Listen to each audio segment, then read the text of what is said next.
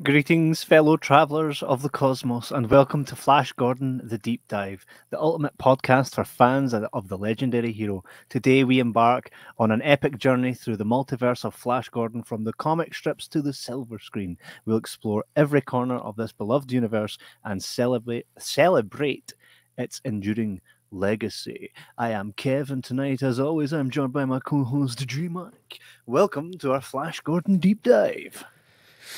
Oh man, this one's been a long time coming, eh? I think that Mhm. it's one of these ones. I don't think we've spoken about it very much, but Matthewman in particular has been very keen for us to stick our dicks into this one, eh? Well, by the way, on that note, this episode here is dedicated to the Matthew man. Here he is in all his glory. This episode is a thank you to Matthew Man for all his loyalty and all the work he puts in. He does a lot of these images for us. It's him that made me look like Ming. Ming, who in no way is like Chinese, which is funny. Matthewman says, "Evening, fellas. Death to Ming." Janice in the comments with, "Hey guys, Janice, it's lovely Janice. to see you." Hey, we've got a comment here also from a fella called Adam Fleming saying, "I am looking forward to seeing you diving into the memory scene. It's intense. If you can, examine the entire scene frame by frame. Nebula down to the memory of its scientist's birth. That would be awesome." Well, do you know what, Adam? I saw this comment because you commented on it a wee bit earlier, and I went and prepared a wee bit for that. So we will definitely smash right into that. But before we do so, I just want to explain something here to all the fans. That Before you do, huh? actually, Mhm. can I just quickly say that "Death to Ming" would be a great slogan for a deodorant company? Death to the Ming. Death to the Ming.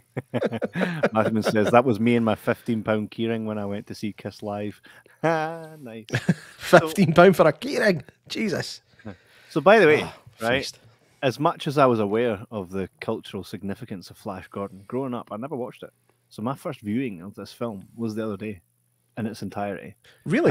Yeah, I'd always known, like, Gordon's alive. I'd known all these catchphrases and just the significance of the 80s and what this meant to Star Wars. I never really basked in it the way that Mm. yourself and Matthewman did, and I thought that was very interesting for this episode because it means that I actually get the perspective of someone that's watched this as an adult, right? Just like Neverending Yeah. Story, that bias of where we're like, no, it's forever amazing, it's forever amazing, and yet someone will watch it today and go, what the fuck? And I've got to say, like, I wasn't like saddened when I watched it. I was actually, I dug it. I really dug it. It got an eight That for me. that's good, man. Like when I was watching, obviously, like you said already, I grew up with this film. I used to watch it all the fucking time, but I Hmm. haven't watched it for years. So Hmm. there was a lot of stuff that I'd forgotten. There was moments of the film where I thought I remembered what happened, but it didn't. So either it's just my dodgy memory or it's the Mandela effect. We'll talk about that. But no, it was great to revisit it tonight, man. I had an absolute blast. The oh, it was fun. We'll talk about it all. But Do aye, you know what's let's funny? go. The whole like I've been doing prep for this episode the last couple of days, right? And the whole time I'm running about the house going, Flash! Ah! And my kids are like, Dad! And do you know what's funny? My daughter came into me this morning and she says to me, she says, Dad, all you do is fart and go, Flash! Ah! I was I like, is thought that all I do?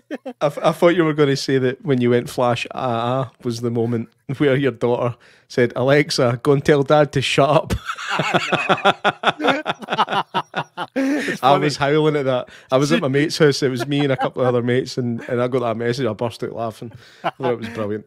I think I actually said something to her quite sarcastically, where I was winding her up. I can't remember what the exact thing was, and she was actually sitting on like a wee phone playing a wee game where you dress up the wee doll and all that, right? And I said to her, I said something quite sarcastic, and without even looking up, she just went, "Alexa, go and tell my dad to shut up." And I just went, phenomenal. She's definitely your daughter, man. I don't know, like that. That's the wife. That is the wife. Um, But so I went in and got the Blu-ray, and it's got 2 discs full of features. I've left it in the other room, as you can tell. I was partaking in all. And as a viewer, like I say, first time viewer of the movie in its entirety, I had fun, and it's my type of thing. Wife kind of came in a few times while I was watching it, right? And I was like, "You sure you don't want to watch this with me?" And she was like, "What is this shit?" See, I've had that in the past where like I've been wanting to watch something, and the wife's like, "Oh, if you must," and like one example was RoboCop. She's like, I can't believe you're watching this shit. And then basically she sat and watched it, and it got to the end. She went, "That was a lot better than I thought it was going to be." I was like, "Well, first of all, one, have you never seen this? Second of all, why? And third of all, of course, it's fucking amazing. It's RoboCop." I know. This one, I don't think I would have had the same reception to. No, there's a lot to unpack here. I loved a lot of what was in here. Like, so when I was a child, huge fan of Rocky Horror Picture Show. Flash Gordon to me was someone that Richard O'Brien sung about, because in the song Science Fiction Double Feature, he sings a part where he's like, "Flash Gordon was there in silver underwear," and I was always like, "What's that? What's Flash Gordon in silver underwear?" Now, obviously, when he wrote that song, that was 5 years that predates this film. So that was 75, and so he must have been a big fan of the original comic strip from the 30s. You know, where I think he was around then. To be fair, aye, yeah, for that's sure. scary. That guy's 82 years old now. 82. Mental. He is one of my absolute heroes. So to see him show up, and the reason he's in there, the reason he's in this film is clearly because it's Flash Gordon. You know what I mean? Also, before you bring up any comments tonight, can you, before you bring them up, go, "Can we start the fans, please?" It was great. So the genesis of Flash Gordon. Let's start at the beginning. We initially drew. What initially drew you to Flash Gordon? Like, so as a fan, because obviously there's films where we just have them on as a kid. That's what our parents put on, and sometimes we just don't know how we started watching something, when our first time was. Do you recall the first time you ever seen this? No, it's one of these ones where, like, I can pretty much guarantee it was probably my brother that put me onto it when I was very, very young. My brother was 6 years older than me, and he was a big fan of films, even as a very young kid. Like, I remember once they had to, like, he was addicted to videos like crack, like to the point where my parents had to limit his video watching. Gosh. Much like the way that you would have to limit a kid's video game time now. He had to get his VHS time monitored, and I can imagine it was him that put me onto it, but I don't have a first memory of it. It's just one of these things that's kind of part of me. Oh, that sounded really cheesy, didn't it? Not as cheesy as this fucking film, though. Absolute cheese. And before we even get right into it, by the way, I've got to say this. Why is it called Flash Gordon? Because he is a bitch 90% of this movie. I disagree. He dies right at the start! That's true. Right? And then he spends a lot of time like in situations where everyone else is bailing him out. Even when he goes ahead and a character meets their demise, what does he do to make that character meet? Runs into them. Come on, Flash. I expected more badassery from Sam J. Jones himself. I think he was he's a wee picture pretty in this, though, isn't he? But the thing is, like, back then, when this film came out, like, his appearance and physique was the wanted thing at that time. We weren't quite into the Stallone and Schwarzenegger muscle men era. Not yet, so he's of that classic movie star build. I mean, am I right in saying that Sam Jones was an American football player? That's probably why he got picked for this role. He was on a dating. He was on a dating show in America. I've seen that. And they were so like, was Arnold Schwarzenegger. He was on the same show. It must be one of these things that people try and do to kind of break out there. It's like, so tell me a little bit about yourself. Well, I'm an actor. Are you? What you been in? Fuck all. I've not been in much, Ken. I've not been in much, but I'm hoping this is going to get my name out, Ken. It's basically what Love Island is today. And none of them went on to do anything great. Denise says the first Flash Gordon movie was in 1936. That's correct. It's mental, eh? Correct, Jay. And you know what the thing is, though? Like, I don't think people realize just how significant this film was, because this had the behemoth of a filmmaker, George Lucas, really wanted to make this film and didn't get the rights to do so. And he was like, "Oh, fine, I'll just go and do something else that'll be kind of in a similar vein." And thus, Star Wars was created, right? Yeah, that's mental when Crazy you to think think about it of that. the way. Could you imagine know. if George Lucas was behind this? I don't know if it would have been better. Do you know what I mean? I don't think that the pizzazz that he would bring to it and the thought he would put into it would actually work for this film. Well, the film is of its time, for sure. Do you know what I love about it? Do you know what? There is and it is the 80s. There is a time in the 80s where thunder sounds like I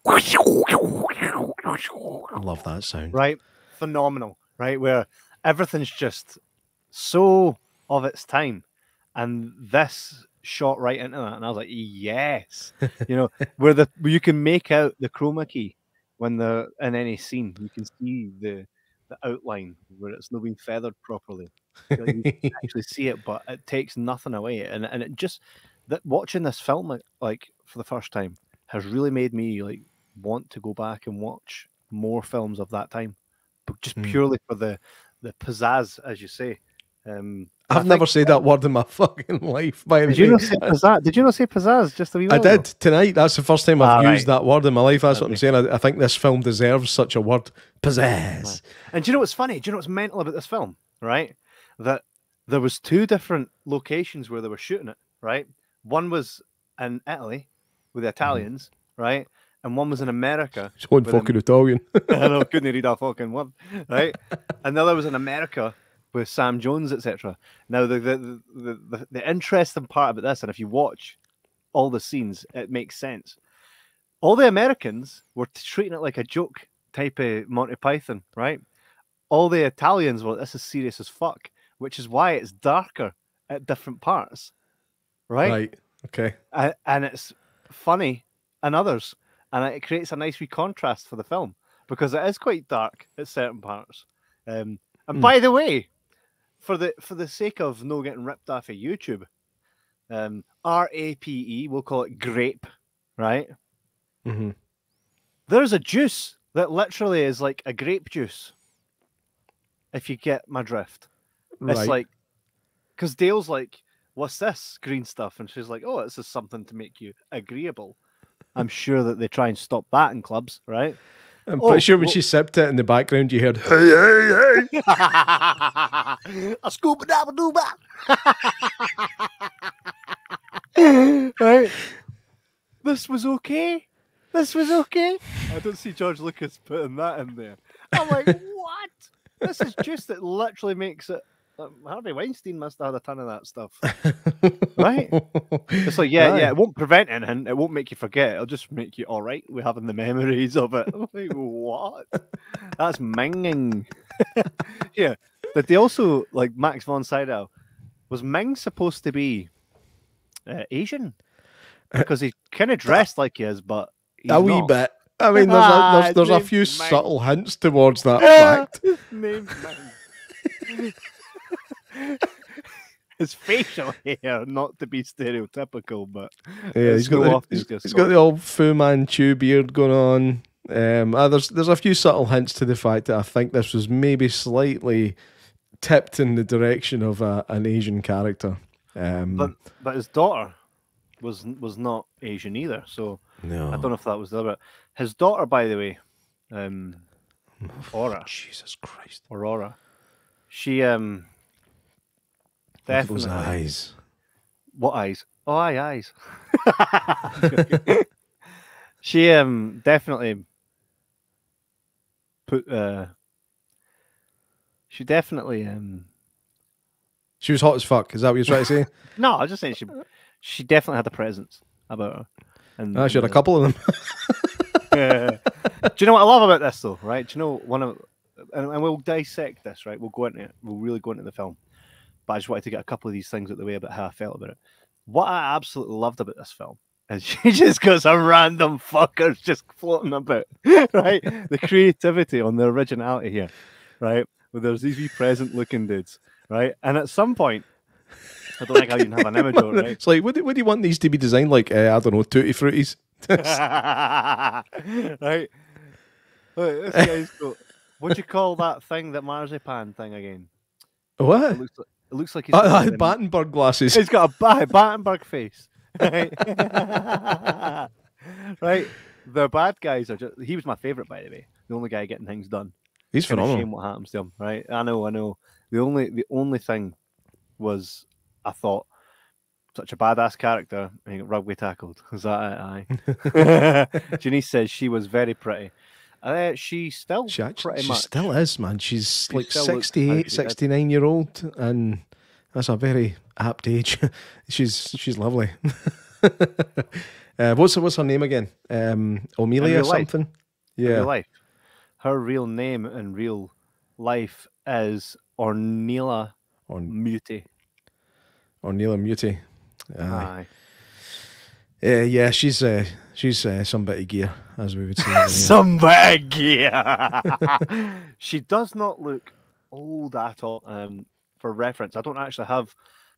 I didn't put a picture of her because I didn't expect to be J Mac to be oogling her on the show live.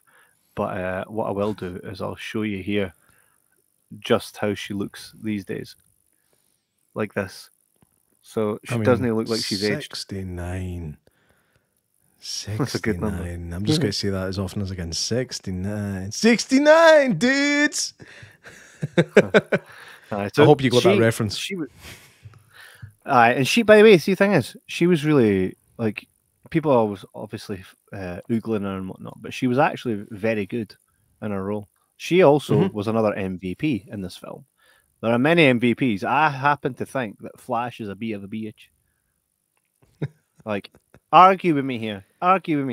He spends most of the film, like, as a bitch boy. I don't know, man. How can we seriously say there's Flash? Here he is to save a day. Because he's got a phenomenal T-shirt. That is a great T-shirt. Well, okay, I'll give you that. I'd read that there was a backstory to that T-shirt. The backstory to the T-shirt was that it was given to him by a female fan, and he wore it all the time, hoping that he'd bump into her again. No way. That was so a fan made that Flash T-shirt for him, and that's why he was wearing it. I mean, it's not a truth, or I mean, it was a backstory that the T-shirt was going to have, and it didn't. Right. Okay. So it's not a true story. No, it's just part of the lore of Flash Gordon. I feel this film has a litany of great characters, which is what makes the film. Because, like I say, I'm not sold on Flash being kick-ass. I felt that there were other characters in this movie that were far stronger and greater at, getting shit done. David says she was fine. She was a fine bit of leather, well put together.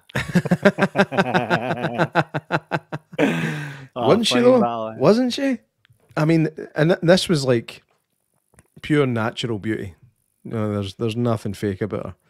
She was just blessed with the gods of Mongo just gave her all the good stuff. No. I love that scene, by the way. I don't know if I don't quite want to. I know you've got this kind of map. There was a few things I want to talk about the opening scenes in this film. I don't know if you've got anything yourself, but like, you know what you're in for right off the bat. Like, you know you're in for some cheesy fun. That opening shot is, Clytus, I'm bored. What plaything do you have for me today? And it's got like this fucking Button Moon style special effect with Earth. I mean, it's worse than the original Universal logo. And then he's like, oh, it's in the arcane system. They call it Earth. They call it Earth, right? And then he's got this big list of things that he can make happen on Earth, like tornadoes, hurricanes, typhoons. And then for some reason, he's got earthquake. Why the fuck would a Mongo call it an earthquake? It's a quake. It would be a quake, yeah. It would be a quake. So why the fuck are they calling it earthquake? I've got a similar thing later on in regards to... Do you want me to tell you why? Units of measurement for miles, but... Because a Mongo built it. There's going to be a lot of references to Mongo and Mongolites or Mongos in It's what it's this called. tonight, and that's just that it happens to be the universe that this is set in. It's the Kingdom of Mongo. We can't apologise for it. It's not our fault. So if We anything would never even think that happens, way. no, never. But if anything happens to be funny to you guys, we never even thought about it, right? Exactly. Just saying. We Just saying. kind of laugh at it. So the film kicks off with a bombastic score by iconic rock band Queen, and that's something we're going to get into, by the way. Like Matthewman said this, and it's true. 50% of this film is the fact that Queen done a fucking killer soundtrack to it. And Yeah. you name a film that has any, like, I don't know, there's 2 films with Queen, right? One is the great Highlander, which we've covered as a deep dive, and of course we've got Flash Gordon. And I think Queen only adds, like, you cannot think of a Highlander and not go like this to Queen in your head. Yeah. And you see that sword. There can be only one. Right? You're just like, it's like, who is Juan? Where the fuck is Juan? It's Ramirez is one. I'm Juan. I can be only Juan Sanchez Villalobos Ramirez. Exactly. So obviously it kicks off with Queen, setting the tone for an adventurous and campy ride ahead. Queen's involvement in the soundtrack was a major draw for audiences, contributing to the film's lasting appeal. I would heavy agree with that. Yeah. Would you heavy agree with that? Aye, man. The story begins with the New York Jets star quarterback Flash Gordon, played by Sam J. Jones, enjoying a game with his girlfriend Dale Arden, which Matthewman says isn't his girlfriend. He says she's just a travel agent. A travel agent. Aye, there's nothing in this. In fact, 100% she's no his girlfriend, because he introduces himself to her on the fucking plane. I'm Flash. It's like, right, okay. I've got some issues with that later on, but we'll come to that. But yeah, they actually didn't know each other at all at the start of this film. She's remembered as his girlfriend, though, in the lore of Flash Gordon. Maybe that's where it intertwines with the comic strip, which I have never, nor will I probably read. So she's they had reached out to Sergio Leone to direct this film. Sergio Leone is like a legendary film director, right? He made Once Upon a Time in America, and I think he did the good old spaghetti westerns, like the good, the bad, and the ugly, and stuff like that. And he refused to do it because it was so far removed from the original comic strips. So maybe that's a fault on this film's part. Well, he was a polo player in the comics. Aye. Weird. Aye, polo. Fucking polo. You know what I mean? It's still huge now. I mean, I know loads of guys that sit on a Saturday night and all get their polo sticks and go to each other's houses to watch the big game. You know what I mean? But I think even by 1980, polo had kind of died out a wee bit. It's only for posh people. Well, get this. Very interestingly, Sam J. Jones' lines were dubbed by another actor for much of the film due to creative differences between Jones and the filmmakers. Sam Jones' lines were dubbed in the 1980s, Flash Gordon, due to a combination of factors, primarily involving the creative differences, production challenges. Here's a more detailed explanation. So, performance issues. During the filming of Flash Gordon, Sam, who portrayed the titular, mind that word. Used that word before, eh? Yeah, titular. It basically means that he's playing the guy that the film's named after. Aye. Okay, aye. So he reportedly clashed with the film's director, Mike Hodges, and the producers. Jones' acting style and delivery did not align with the vision of the filmmakers that they had and the characters of the Flash Gordon. This led to concerns about the quality of Jones' performance and the need for his lines to be enhanced or replaced in post-production. So they're basically saying, you shit. You're rubbish. The thing is, I've heard different accounts about it. I've heard that like Sam Jones has quite a distinctive accent. I think he's got a South of America accent, not South American, South of America. He's got like that kind of Texas sound to his voice, and they just didn't think it fit, so they brought this other guy in. But what I would say, I only found out recently that his lines were dubbed. The dubbing in this is actually superb. They've got the sound levels to a point where there's no way you can tell. Like even with brand new films, you can tell when certain lines are ADR. You can tell when they were added in later or after the fact. I had no idea that happened with this film. until I read it I mean, it was probably like 6, 7 years ago. I found out that all his lines were dubbed. The dubbing's phenomenal, and the voice actor that did the dubbing, whoever he was, I don't have his name here, but you might. I don't know. What a job he did. Yeah, I know. Like, he might as well have been on set. I mean, considering the time this came out, I mean, this was 40 odd years ago. The quality of that guy's dubbing was phenomenal, and I think he should be commended for it, because I had no idea. I genuinely thought Sam Jones sounded like that until a while ago. Until you watch Ted. He's got a bit of a different voice than Ted. His hair's parted down the middle. So Flash and Dale are on a plane, and this is where you start to see their tension, their erotic tension, kind of establishing what's to come, which is, to be fair, like, they're separated most of the film, and he gets quite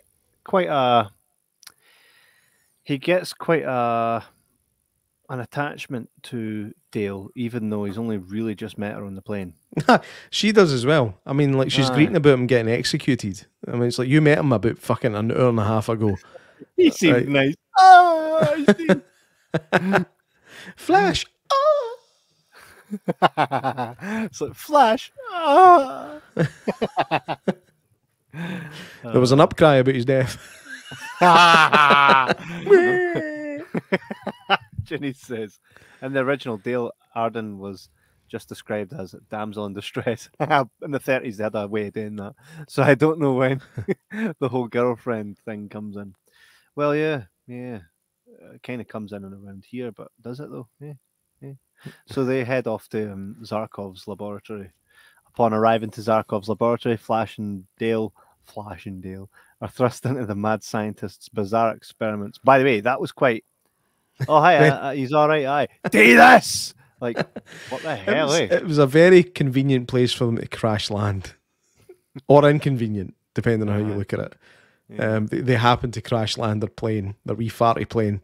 They happened to crash land that right on the property of the mad scientist who knew everything that was going on.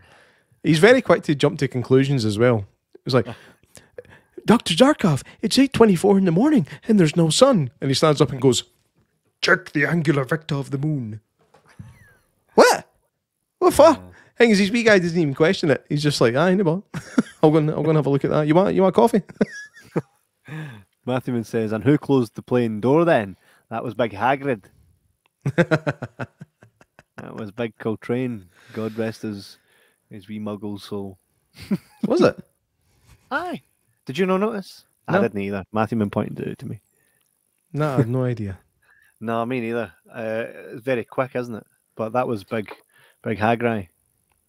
Hagrid. A group of Hagrids. Hagrid. You're me, matey. How are you doing, Harry? You're an arsehole, Harry. A wild bunch of Hagrid arrived. Sorry. By the way, I feel like Zarkov's character was stronger than Flash. I felt that he was. If you had to be kicking about with someone, you're gonna pick to hang out with him other than Flash. Just my opinion. Flash does die right away. What the hell, man? Aye, but he got brought back. No, that's besides the point. How are we supposed to see the only reason he got brought back is because Aura's a fucking slag. That's get in trouble for that. I'm no slut shaming, right? But she was a slag. She literally brought him back for the day because she wanted to pump him. She was sound. She's more MVP than he is. She literally saved him, and which in turn, right? Because I'm not. All I'll say is this: in wrestling terms, he wasn't booked strong. He was not booked strong whatsoever. Whoever booked him in this match, they didn't do a good job at it, because he's a bitch most of the film. He gets his ass kicked. He literally dies, right? And comes back because she fancied him, right, for his dashing good looks. And then for the majority of the film, he's like, no, this again. No, this sucks. This sucks. Here, let me just spear you into a couple of spikes. No, this sucks. This sucks. Oh, I've just crashed my plane into you. And then he does his big mad jump at the end. Yeah! Which was improvised, by the way. Yeah. I feel like you've jumped ahead a fair bit in the film now. No, but what I'm saying though is, I honestly, watching this, I don't watch this going, I didn't get the hype. Why does everybody love Flash? Why is everybody, oh, it's Flash Gordon. Gordon's alive. Like, and he's done nothing to tell you he's badass. What did he do to tell everybody that he was badass? They named the film after him. That's enough. Yeah, but the people in the film don't know that. Next. No, I think he was a decent enough hero. That first fight All scene. right, explain. That first fight scene, like where he's like, you know what, I'm going to take on these guys. Like he knew that there was risks to taking on that entire army of fucking minions. We'll call them minions. Aye. And I had a smile on my face for that entire scene. By the way, it's like the fact he gets he gets his arse kicked like very very quickly until Zarkov throws him something that slightly resembles an American football. All of a sudden, he knows how to kick everybody's arse. You know what I mean? And then like there's so many funny moments in that fight. Like you've got the wee fucking tutti frutti midgets, right? One of them like just pokes a guard in the arse. He's like stamps in his face. I was howling, man. It was such good fun, and he put himself out there. He knew he was going to get done in. And by the way, when the guards came out with their teeth, what's the teeth all about? I know. They're funny though, and when they get shot, they're like, oh no, that's the ones that have got like the gas mask looking faces. I'm talking about the ones that they were very very similar. They're just all dressed in red, but they just had these fucking gnashers. I love it. Then every now and again, like one would pop up in front of Voltan. He was like, "Dong!" And then he went. And he popped up again about a minute later. He was like, "Dong!" And then he goes. It was like you said. It was like Monty Python stuff. Definitely, but I'll hold you to it, J Mac. Other than getting his ass kicked and then killed, badass as hell, right? What else did he do to make you go, "Oh, this guy's Flash," or savior? He's brave. So is everybody else in this. They're all brave. The guy right at the start that tries to kill... All right, Merida, calm down. the guy that tries to kill Ming at the start and gets owned for it. He was braver. He made one big mistake there. I don't know if you noticed the mistake that he made. What? Before making a move, he shouted "Death to Ming." I know. Maybe if we're going to try and surprise attack somebody, like don't shout, "I'm going to punch this guy." Oh, this is a shock. I totally. But still, again, what was brave? Why did everybody go, "It's Flash"? Like, okay, what have we known of Flash before this, or at least these characters? What did they know of Flash? That he was just a football player for Earth. Yeah.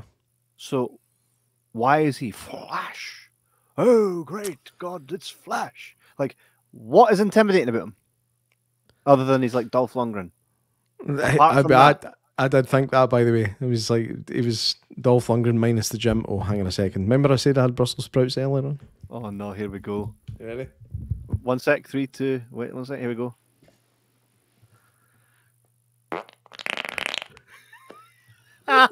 Unbelievable, man. For all people watching at home, I do apologise, but J Mac's got a thing about Unbelievable. Studio I'm Flash colon. Flash colon. Unbelievable. That's minging. But so if anybody at home, Airwick, death to Ming. If anybody watching at home right now, watching live, would like to tell me in the comments section why Flash was so badass when all we've seen of him is him getting his ass handed to him at every point, please do enlighten me, because for the life of me was like, why are we like, whoa, it's Flash? You know what I mean? Like, yeah, where did it come from? People are just like, oh, it's Flash, even though all of them were far greater warriors than he was. they all made a bigger difference to the story arc. You know, Yeah. the female characters in this were far stronger than he was. Do you know what's really funny? Hmm. Remember when they first arrive in Mongo? Sorry, just what it's called. When they first arrive in Mongo, and they get greeted by that wee floating thing. That wee Yes, aye, that whatever wee that thing. is. Big Aye. WYSIWYG heat. It's like, come with me. Right? You can see the strings holding it up. That's what I love about it. It's I love 80s that. charm. No, it's 80s class charm. That's what it is. These guys were something else as well, by the way. By the way, Brian Blessed is a fucking unit. Aye, I know. Isn't he? He reminds me of Goldar from the Power Rangers in this. He's like a walking, talking Goldar, isn't he? Gordon's alive! Gordon's alive! A few comments here. Ray's Vibe says hi, and then goes on to say, watched Tree short film. Big J Mac, you were amazing. For the first time, ladies and gentlemen, someone tuned in and said something nice about J Mac. Thank you very much. Wait, no, I feel like there's a backhanded thing coming now. It's like nobody ever. It's like I always get the shit sandwich. Somebody says something nice, followed by something horrible, followed by something mildly nice again, just to soften the blow. Is that it? Nothing. Oh man, That was thank you very much. Felt Thank you. good, eh? Felt good. Matthew Min says, but he's just a man. With a man's courage, he knows nothing but a man who can never fail. No one with the pure at heart to find the golden grail. Oh, oh, oh, what a tune! I know, right? I know. And that's how you know. Janice says, I never thought about that, Kev. I guess someone had to be the hero, huh? Correct. But I think the heroes are not Flash. I think the team. It was the team here. I think Flash was just You're probably right, by the way. I think actually looking at it that way, the team was like between him, Baron, and Voltan. They just kicked arse. Yeah. You know what I mean?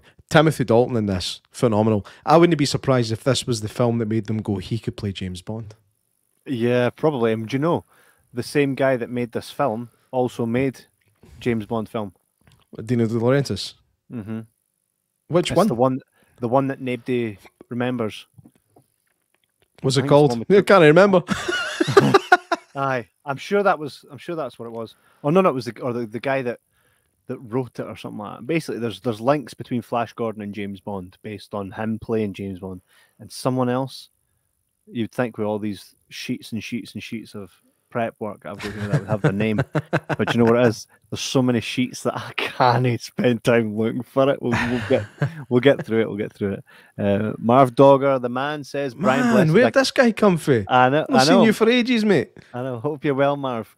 If that is your real name, Brian Blessed. I can only remember him in Flash Gordon and Robin Hood. Yet he's an institution in the UK.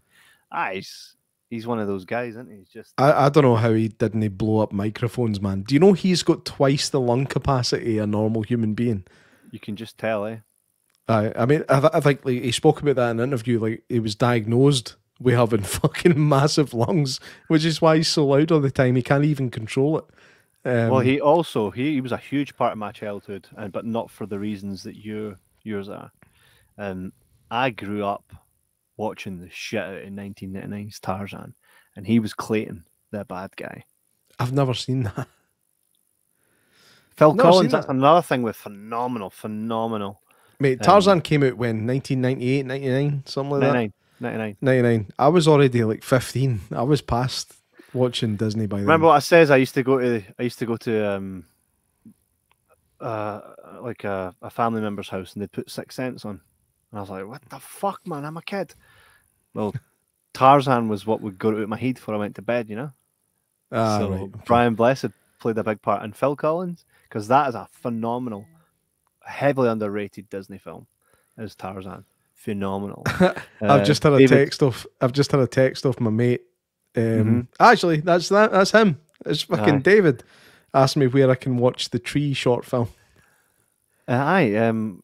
Is it on YouTube or was it under the private? It's hidden, but I can send it. We've got another comment here. J Mac and Kev, I see what a kind-hearted person you are when you interact with people. Thanks, mate. Thank you. Thank you. Marv says he was on Good Morning Britain telling how he helped deliver a baby in a park and a bit through its And bit through the umbilical cord. Bit through its umbilical cord. Absolute wild man. He is wild. What the fuck? Blessed Before he did it, he was name like, of thy Lord. Hawkman, jive! This baby's alive! Baby's alive.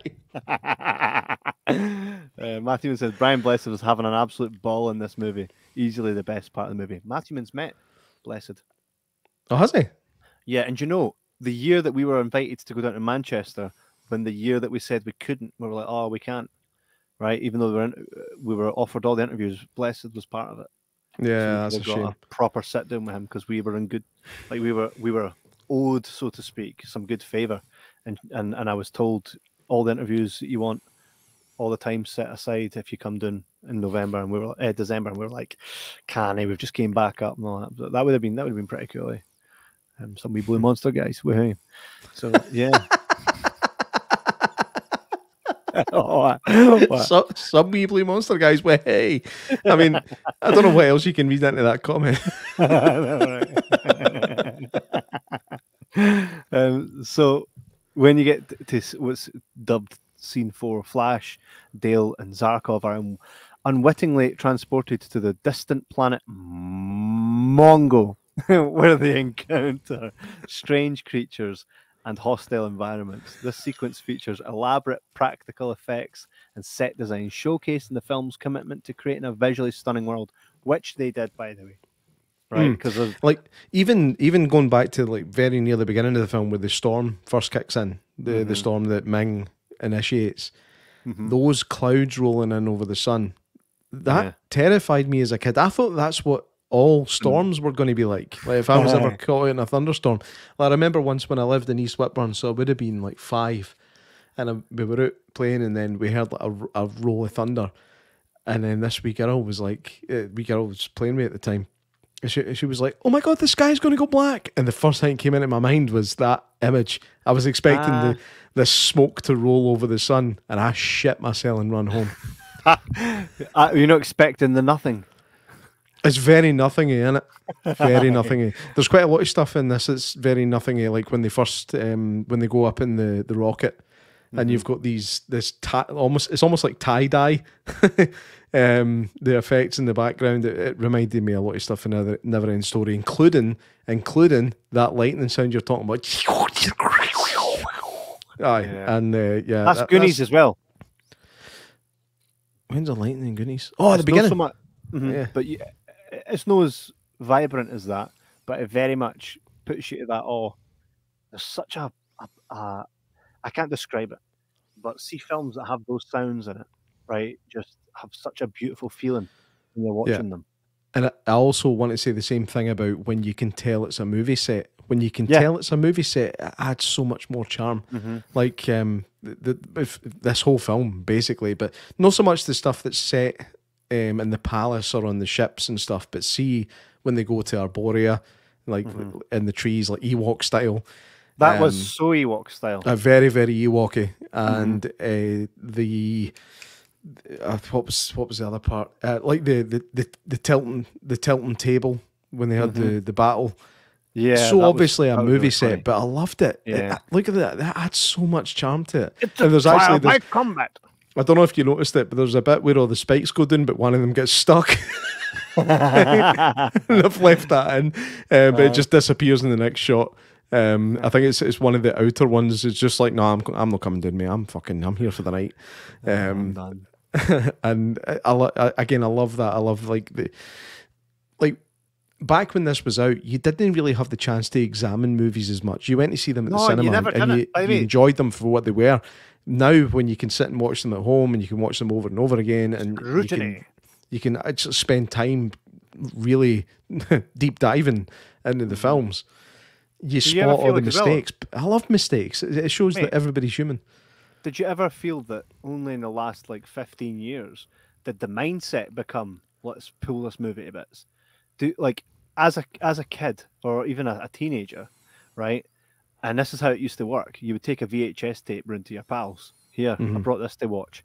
At no point would you ever sit and go, it's good, but you can tell the CGI, blah, blah, blah.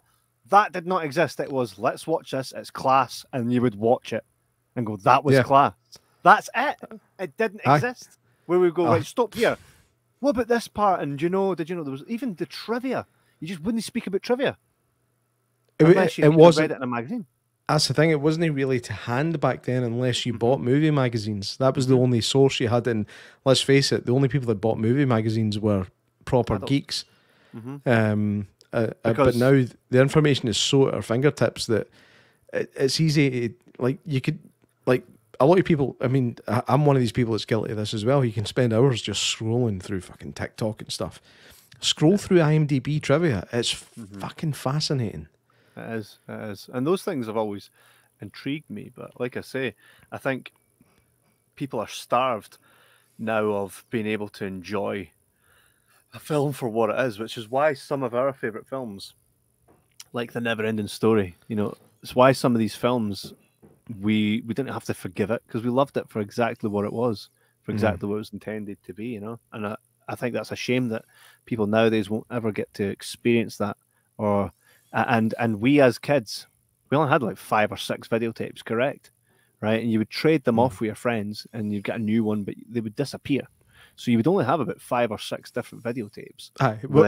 We all had a videotape that wasn't ours, and we all have lost a videotape to time that we know we gave to somebody at some point.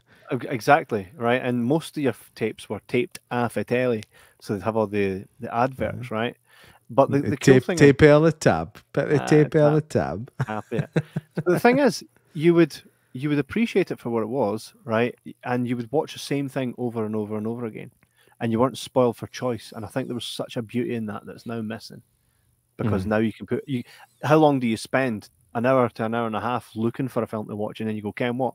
It's too late. I'm up early in the morning. Fuck it, right? And that experience, right? Because if someone gave you a film, it's because they knew you would like it. Yeah, it's lost now. There's a lost art to trading videotapes. Now that's why I've got all this. That's why I got thousands still of DVDs. Now you said to me today, I've got a DVD for you, right? I'm going to send it to you. And I thought to myself in my head, how does he know I've not got it? But I thought it has to be something that I've not got. You definitely don't have it. In fact, it was recommended to me by Dave, who was in the comments asking where he could watch Tree. Nice. As I was sitting at the breakfast table with him this morning, he reminded me about it because we spoke about it last night. He reminded me about it. I was like, do you know what? I'm going to get it. So I ordered a copy for myself. And I was like, I'm going to get one for Kev as well. Thanks, man. And I just, so it's on its way. It is on its way. It's called, I think, Terkel in Trouble. Sounds amazing. Don't have that one. It's an animated film that I think had some issues with distribution and stuff. So it's not the easiest to get. It might have been banned in some way. Oh, nice. But it came out in like 2007. There's some heavy hitters in it as well. Olivia Colman does a voice. It's an animated thing. It's an adult animation, and the animation is pretty bad. Like it looks like fucking Coco Melon. But that sounds amazing. But you've got Olivia Colman, Johnny Vegas, Bill Bailey, I think, narrates it. Wow. So there's something to look forward to. But we'll come back to that. Let's get back to Flash. We'll review it on the show. Some comments here, we'll go through them now. Marv says, Channel 5 used to show this all the time back in the early 2000s. It's the only film they had the rights to. I always felt like Von Sydow only did it for the paycheck. He was awesome in it though. I like even if he did phone it in, I think he's that good that he nailed it anyway. Max von Sydow, I think, is. I bet if you ask 90% of the population, do you know who Max von Sydow is? They would say no, which is actually a fucking travesty. Yeah, it's a travesty. Game of Thrones kind of. I was watching The Exorcist the other day, and he's phenomenal. he's so good, and I mean The Exorcist came out in when, like 1973, and the acting in that film is amazing by pretty much everybody. I mean, I think the shakiest performance is probably by Linda Blair, who plays obviously Reagan, but she's a kid. You always forgive kids for struggling performances, but she's good enough that it gets by. But he's phenomenal in it. Jason Miller, who is Jason Patrick's dad, he plays Father Karras. He's phenomenal. He wasn't even meant to get that part. That was supposed to be Stacey Keach. He'd already been cast in the role. Stacey Keach had already been cast as Father Karras. And then this guy came in at the last minute to William Friedkin. He's like, go and look at my fucking...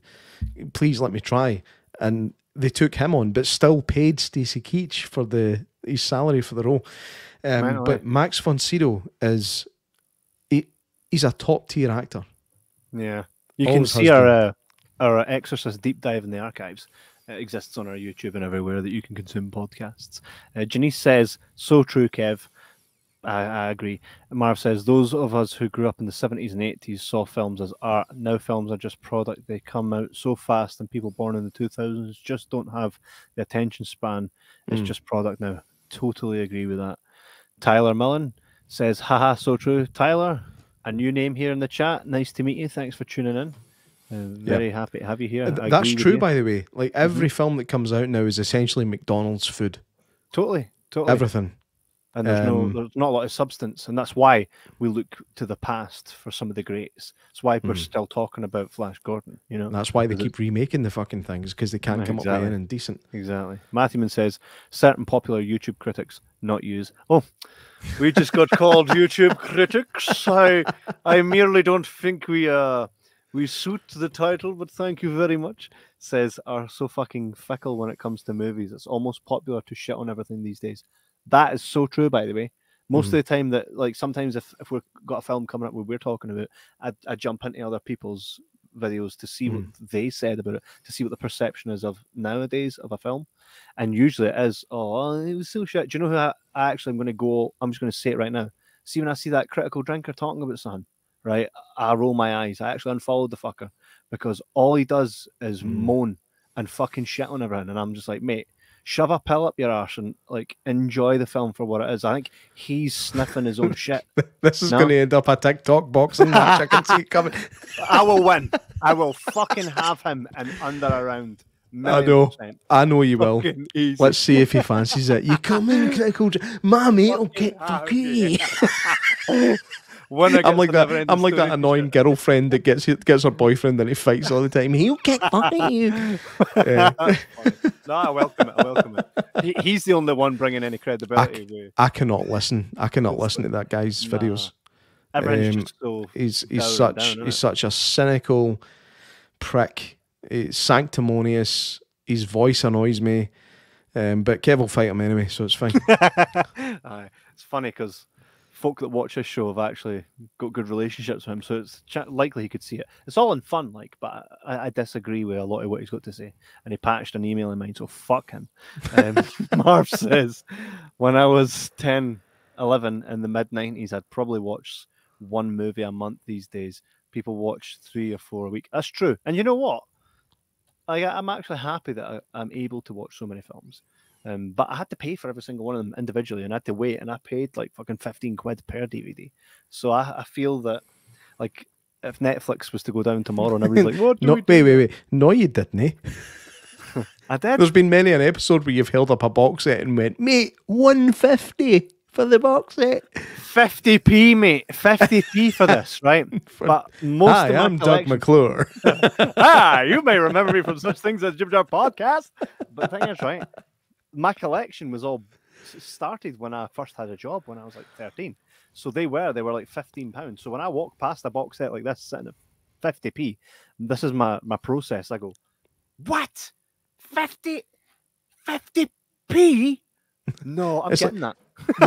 There's more than 50 pence worth of raw material in that. Right. And just to me, I'm like I even got the Honey I Shrunk the Kids trilogy, right? And I was like, I'm buying it because it's £1, right? And I'm buying it so it doesn't sit on the shelf for £1. It deserves more than that. I'd rather have it in my collection next to all the individual, because I've got the films individually already, right? But I'm like, I'll have a triple pack, right? Purely because I'm not leaving it sitting there for a fucking £1. Like, the world doesn't deserve that. You know what I mean? Yeah. You're not worthy of paying £1 for all of these 3 great classics. Fuck off, I'll take it. And that's where we're at on that. Let's talk a wee bit more about the creature and set design, right? Those wood beasts, or the wood beast that's inside the tree trunk. Mate, what was that? It looked like some kind of like scorpion with a bladder for a body. Like, it was a horrible looking thing. That fucking terrified me when I was a kid. And even when I watched it now, it makes you uncomfortable. Like, you might not be scared by it, but it's an uncomfortable sight. And you had the wee guy for Blue Peter that's the first guy to get wiped out by it. Well, sorry, no, he gets stung by it, and then he's like, ah, please show mercy. Ah. Spare me the madness. And he's like, name on, mate. Stabbed. And then this says to, this guy's going to help me. There's actually a great line just after that. It's when Aura walks in with, and she speaks to, what's his name, Baron. She speaks to Baron. And she's like, I've got a surprise for you. And he's like, what is it? And then Flash Gordon walks in, and he's like, my God, I never knew you were into necrophilia. I was like, that's a great line. She brought him back for the day. He's like, you're bumping a deed cunt.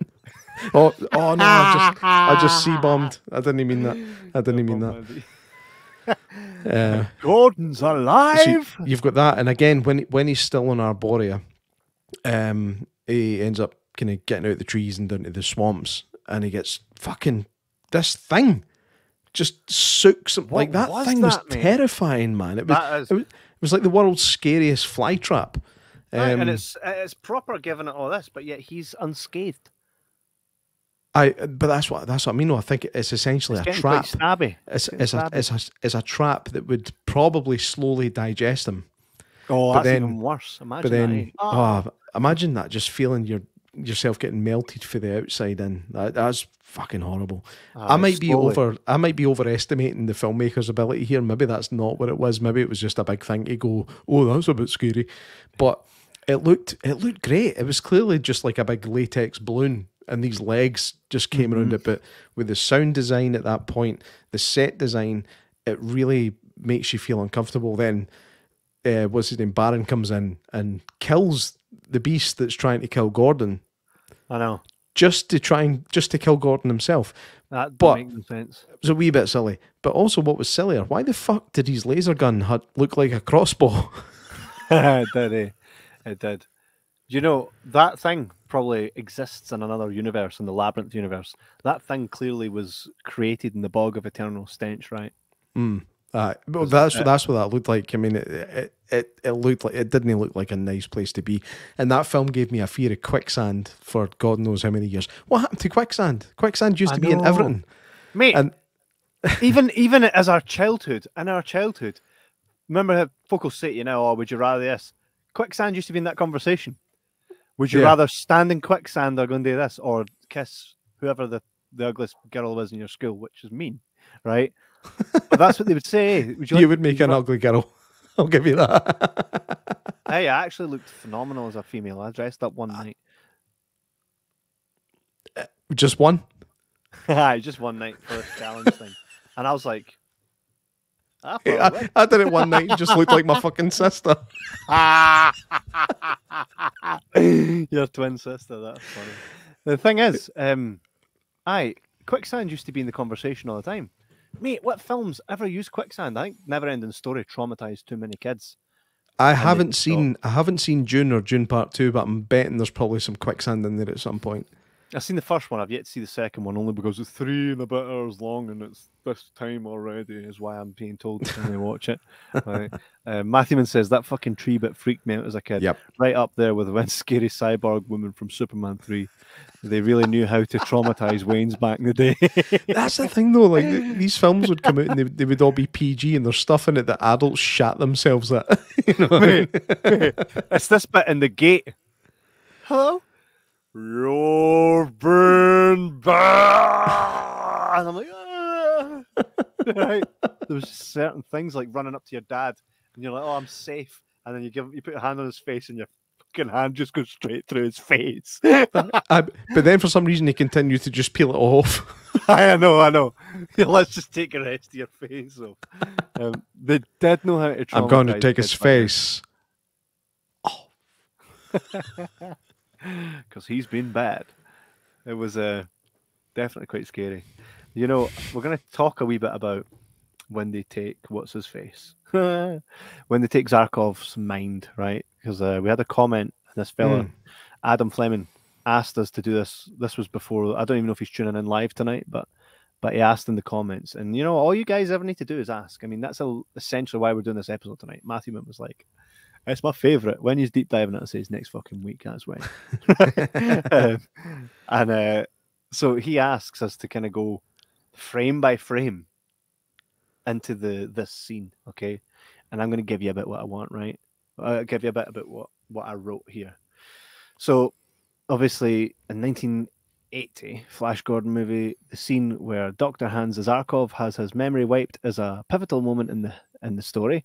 Zarkov, played by Topol, is a brilliant scientist who joins Flash Gordon and Dale Arden on their journey to stop the tyrannical Ming the Merciless. In the scene, Ming's minions use a mind-wiping machine on Zarkov, which, by the way, top quality machine. Straight out of James Bond. I know. To erase his memories and make him compliant to Ming's will. So the scene is significant for several reasons. The character development. Zarkov is portrayed as a strong-willed and independent character throughout the movie. Seeing him undergo such drastic change challenges the audience's perception of him and adds complexity to his character. So we see obviously the establishing shot. The scene opens with the wide shot of Ming's laboratory, with Zarkov strapped to a chair in the center. Ming's minions surround him, preparing the mind wiping machine. Which again, there's many things about it, but we'll get to that. Close up Zarkov's face. We see a close up of Zarkov's face filled with the fear and determination as he braces himself for what's to come. The camera cuts to a close up of the mind wiping machine, a complex device with flashing lights and ominous mechanical sounds. Love it, proper 80s. Ming's minions activate the machine, causing him to basically causing his life to go a menacing glow. And then Zarkov struggles against his restraints, but it's futile as the machine's energy field envelopes him. Envelops. Moving on. Envelopes. Envelopes him. Just touching away, puts a stamp on him. Fucks him in the letterbox. Envelops him. That's how you can tell Kev never wrote something, because he says it wrong. No, it's not true. I've read all of this. I've put it all together. I've read all of this.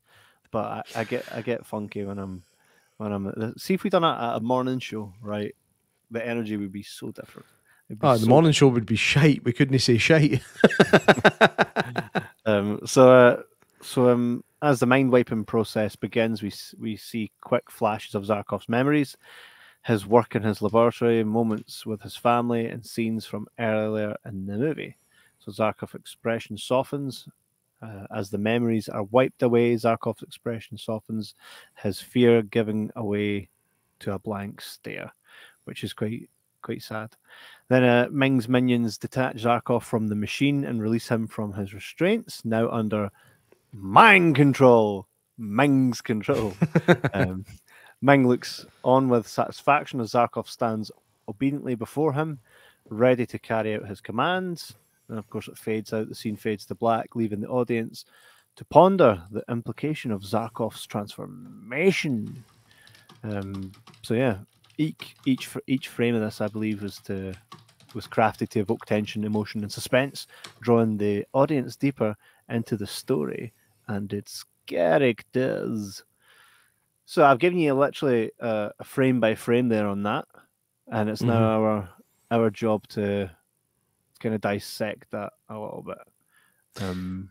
I read that there was a rumor.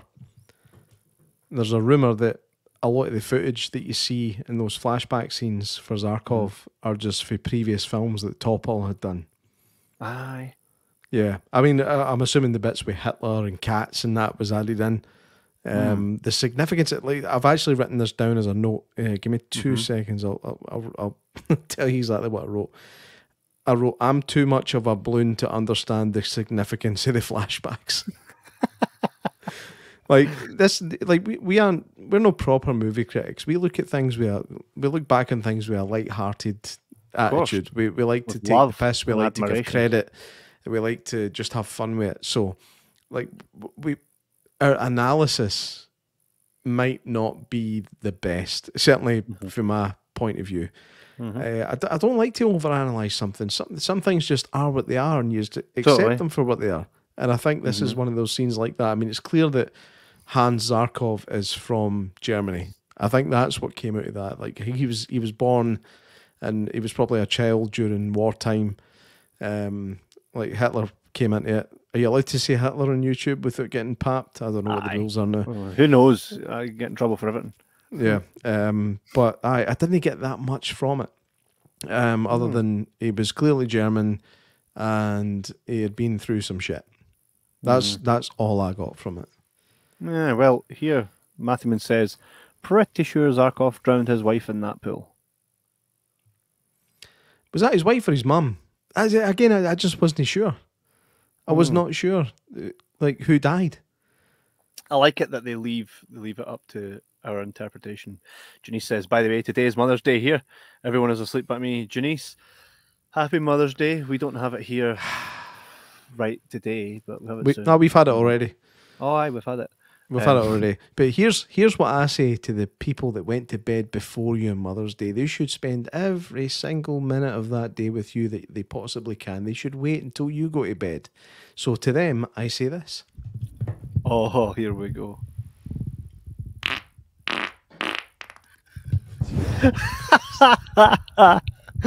Unbelievable. If you're wearing headphones, I do apologize. So happy Mother's Day, Janice, and all the other wonderful mothers out there in America. Marv says, I'm glad Dino cast at. That'll be it. I'm glad Dino De Laurentiis cast at. I'm struggling with at, I have to say. You might need to clarify that one, Marv Dogger. That was more obscure than the fucking flashbacks. Janice says, reviewers, not critics. Thank you. I mean, we're not, because we're not critical. Most of the time, we're just trying to find where it fits for us. Marv says, I'm glad Dino cast Schwarzenegger in Conan and not as Flash. Save it for our kids. Lol J, thank you. Aye, Jay, thank you. I'd buy that for $1. Wait, are you telling me I should start jarring my farts and selling them? People make money doing that, by the way. Aye, they do, but they're usually women. Mate, somebody might find me attractive. There might be somebody out there somewhere. You might see I couldn't sell her a jar of fart. Fuck off. She gets them for free. Up her back. We're trying to sell an ice to Eskimos. Plenty of aim. No, man. So you're not getting ice cream, there's chalk ices in the freezer. Matthew says some pretty big fucking jars. Imagine opening one of them on a hot day. I would leave them in the sun for a good while first, just to let that aroma bring itself into fruition. Do you know what I mean? Let it oxygenate. So, do you think there's any symbolism there to Zarkov having his mind absolutely tanned? Probably, but it went over my head if it did. Well, I think it would be like tyranny. When tyranny is such a thing, you lose yourself. Although Clytus did say something that I went, oh, you fucker. What did he say? When the images of Hitler came up, he was like, now that man showed promise. Promise. I was like, God damn. Wait, he was a brilliant baddie. He's dead. The actor who played him was superb. Peter something. Fuck, I can't remember. Wingard. Wingard, is that right? Wingard. I'm Leviosa. Peter Wingard. Now, he's not been in much of modern significance, but his performance in that role was brilliant. You could almost see the emotion behind the mask, and that's not an easy thing to do, man. No. Tom Cruise did it brilliantly in Vanilla Sky. By the way, anybody that's not seen Vanilla Sky, watch it. It's one of my top 10. Easy. Fucking great film. Kev loves it, I can tell. I've just not seen it because it looked shit. It's phenomenal. It's phenomenal. I've got it on DVD. Acting behind a mask, like Hugo Weaving in V for Vendetta. Like phenomenal. And this guy does such a good job with it. There we go. And the character of Clytus wasn't even in the original comic strips. He was written into the movie. Like he had nothing to do with the Flash Gordon lore up until this movie came out. And I think he is definitely one of the most memorable characters in it. He should definitely have a wee pal called Crohn's and Clytus. I don't get that. Oh, it's a disease. It's a disease. Okey-dokey. I'm not laughing at a disease, but that would have been quite cool if they named that. So I enjoyed that part where he's like, "Oh, he showed some promise," because I thought it was pretty dark. That's what I'm saying. Part of the film was dark, and part of it was to be. I guess that was only like 30 years after the fucking Second World War, and they were like, let's make a joke about Hitler. God, you can't even make a joke about him now, because for some reason, folk are raging about it again. For some reason, I wonder what that reason was. Upon landing on Mongo, Flash and his companions are captured by Ming's forces and brought to his palace. Ming, portrayed with the sinister charm by Max von Sydow, immediately takes an interest in Dale and sets his sights on conquering Earth. This scene establishes Ming as a formidable antagonist and raises the stakes for our heroes, which is, by the way, it's the old X-Men. I always relate it to X-Men.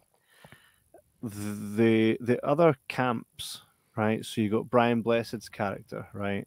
Who he's like a madman, but he's a prince, right? When do you ever see a prince in history get his hands dirty? He's a badass prince. So Brian Blessed, who plays Prince Valtan, and you've got Timothy Dalton, who plays Prince Baron, right? Both Baron and Valtan, right? It's not that they're necessarily bad. They just got their own shit, right? And it doesn't mix well with they've got their own people to look after. Yeah, they've got their own shit going on.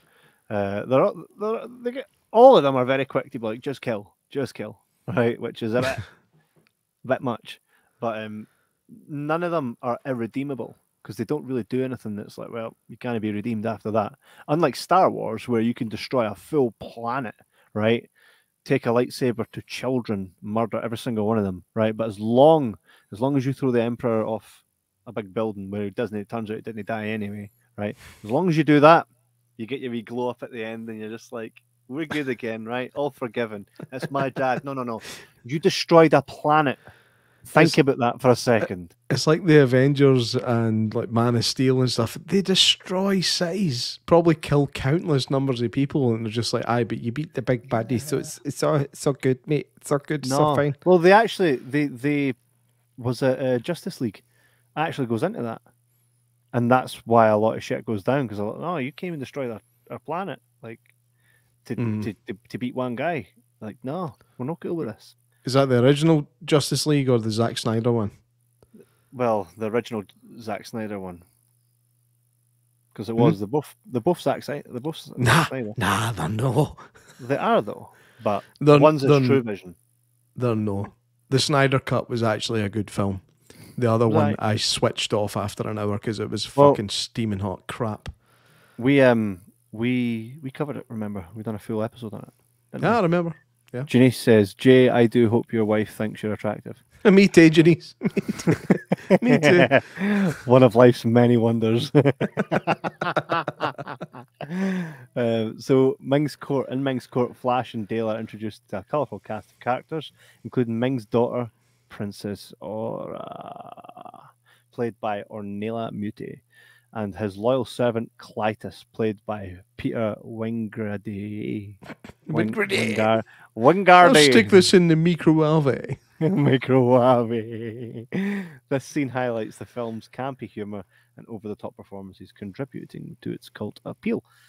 By the way, I thought, for me, my favourite character was Big Cletus. Cletus? Man, get that Flash Gordon off my fucking planet. Yeah, I'm going to kick his ass.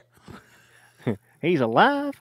I thought he was excellent. He seemed to be the smartest, right? Even though he was wearing a mask, at that point where he's like, I shall find the traitors, and Ming's like, do so. And he's like, and I can, and he's like, and I can smash them. Doesn't matter who they are, right? Doesn't matter who they are, right? And he's just like, Batter gosh, in, son. even there, I'm like, you can see that he's like, oh, I know who it is, and do you know what I mean? He's bending the will of the way he speaks in order to get out at what he wants. And I thought, you crafty bastard, I like you. But let's face it, he just wanted an excuse to tie her down and whip the shit out of her, didn't he? He did, and which, we by the have way, that moment of the film this time gave me feelings I never felt before. You were too young to feel them at the time. And I love the binds as well. It's like a wee metal hand that's just holding. Also, go back to that picture. Okay. That's no holding anybody doing. I know. She's got her fingers through it.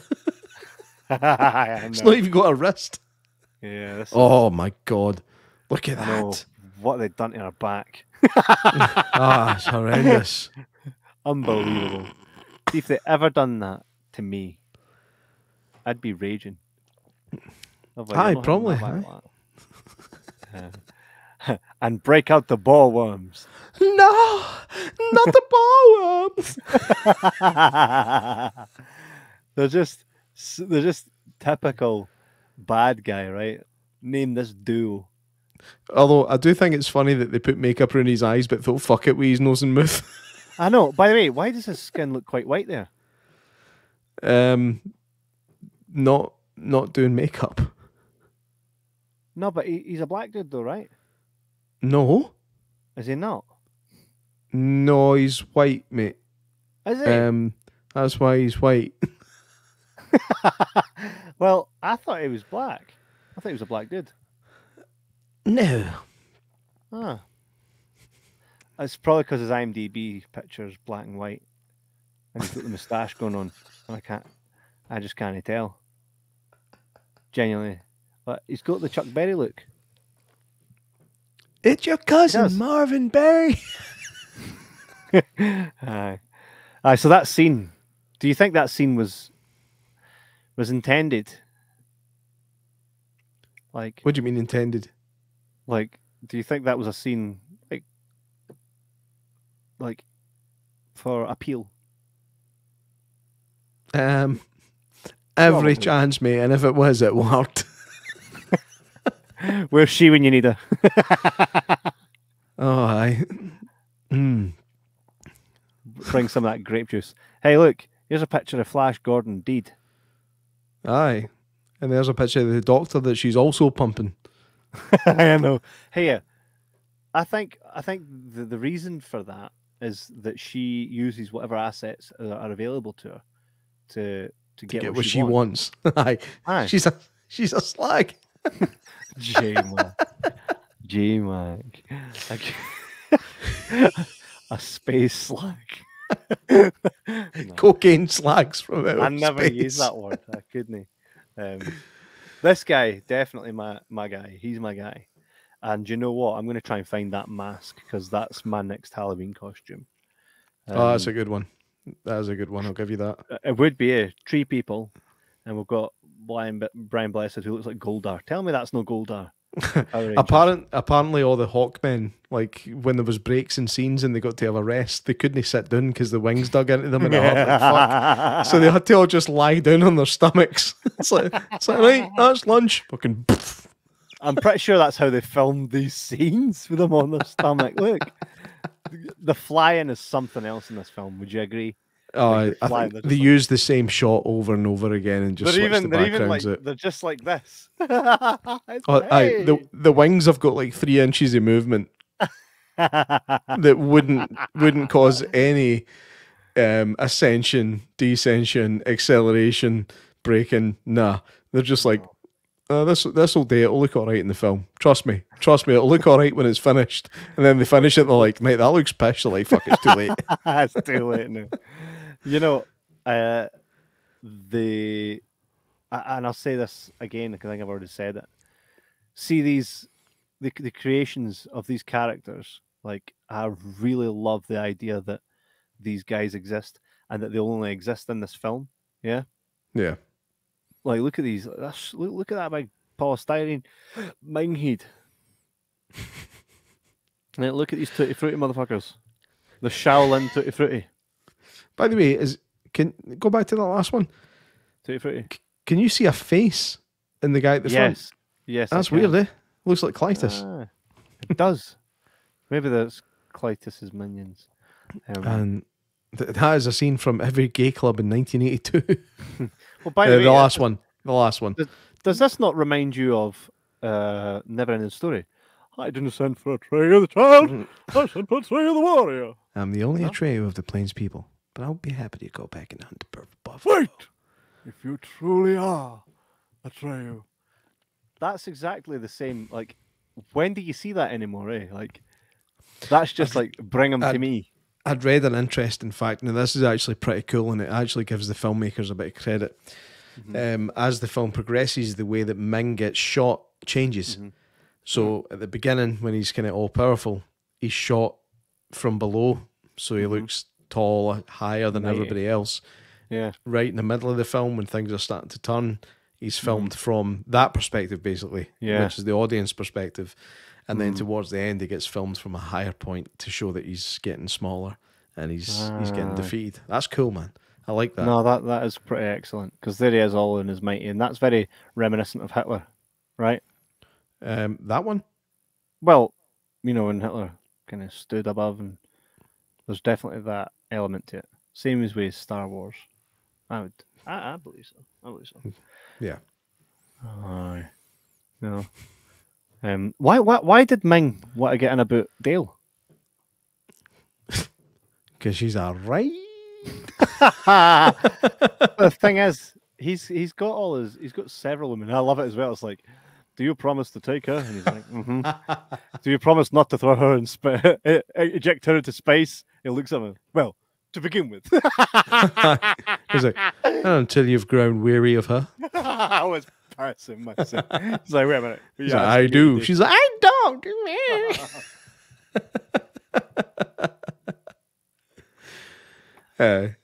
Definitely wasn't he wanting a piece of Ming. I've never went out and went, I could go a bit of Ming. Right up with Ming. Ming, he just kind of, he sees Dale and is like, right, slice now. There she is.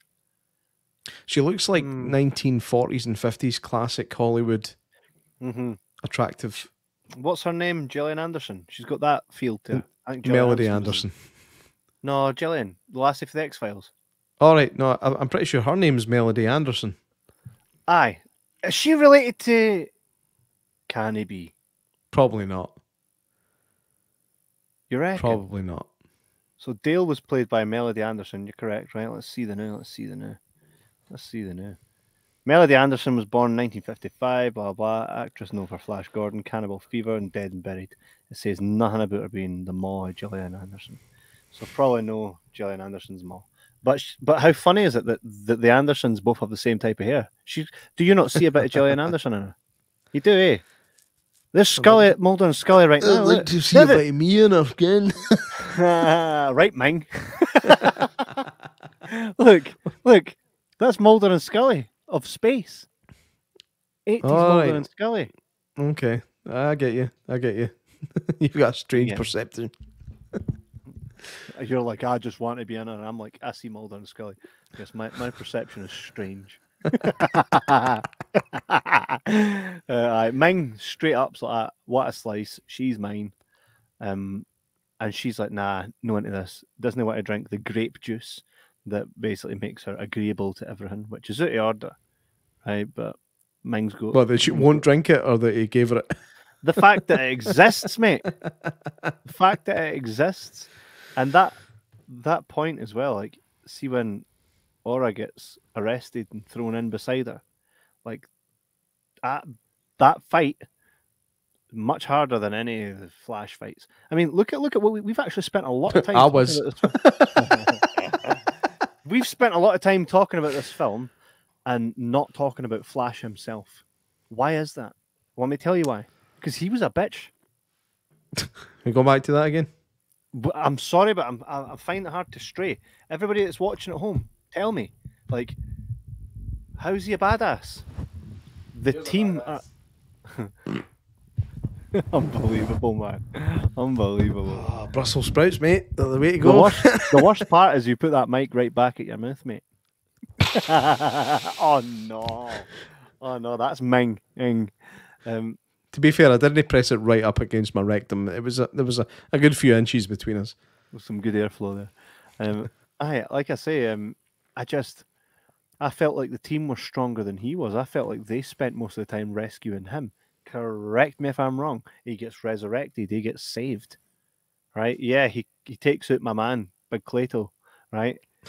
But how does he do it? And also, since when did getting a couple of spikes that probably could have survived, right?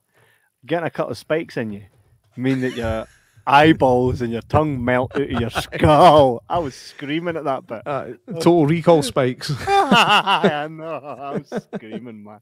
I was proper screaming. Well, I don't know. I think it was just to show that he was melting, because it seemed like quite a few people, when they get killed in this, just melt. They just dissolve on the spot. Like how that looked like that fucking alien for that ridiculous black and white film we watched for a while back. She turned into a detergent, mate. She turned into a detergent. Yeah, she turned into a detergent. So I think that's what was happening. He was just melting. He wasn't exploding. He was just melting, and he just happened to melt out his mask. Catchy, man. Hey, there are some iconic visuals in this as well. Hey, why the fuck have they got CBs on Mongo? CBs on Mongo. That's a CB radio. It's even got a coil on it.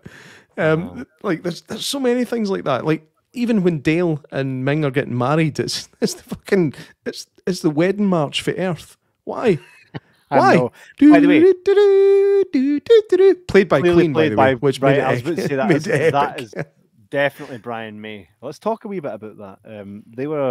They were quite heavy into like doing that. I know for a fact that they wanted to. Queen was initially approached to compose only a few songs for the film soundtrack, but ended up creating the entire score, making Flash Gordon the only film for which they provided the entire soundtrack. Right? Like, come on, mate. See, even just if the movie was terrible, like from now until the end of time, even if that movie is like the worst piece of shit that ever existed, the fact that Queen created a phenomenal soundtrack for it, stands up, mate. There was a fight scene towards the end where it's just fucking Queen jamming, and I'm like, this is epic as shit, man. This is epic as hell, right? I mean, you don't often get, like, in a film like that, which is essentially a bit Star Warsy, getting music like that with shredding guitar and drums and it was brilliant, man. It just put a smile on my face. Poetry, mate, poetry. Matthewman says the coil on the CB makes perfect sense. Imagine dropping it. That makes sense now. No, I don't get it. I imagine he dropped it. Boing. He's up high. He would drop the thing. No.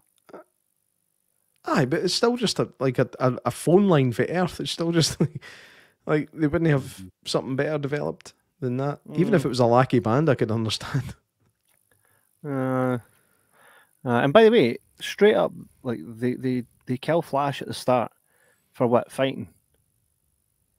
In a wee scuffle. Aye. Like, what would you do? You've just made it to another place that are trying to destroy your planet. You know what I mean? Yeah. It's a wee bit out of order. And by the way, Richard O'Brien. Richard O'Brien. My man. Look, there he is.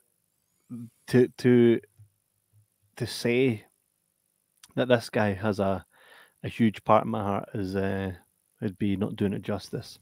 Richard O'Brien, best known for creating the Rocky Horror Picture Show, was involved in the 1980 film Flash Gordon in a significant role. Here's more about his involvement.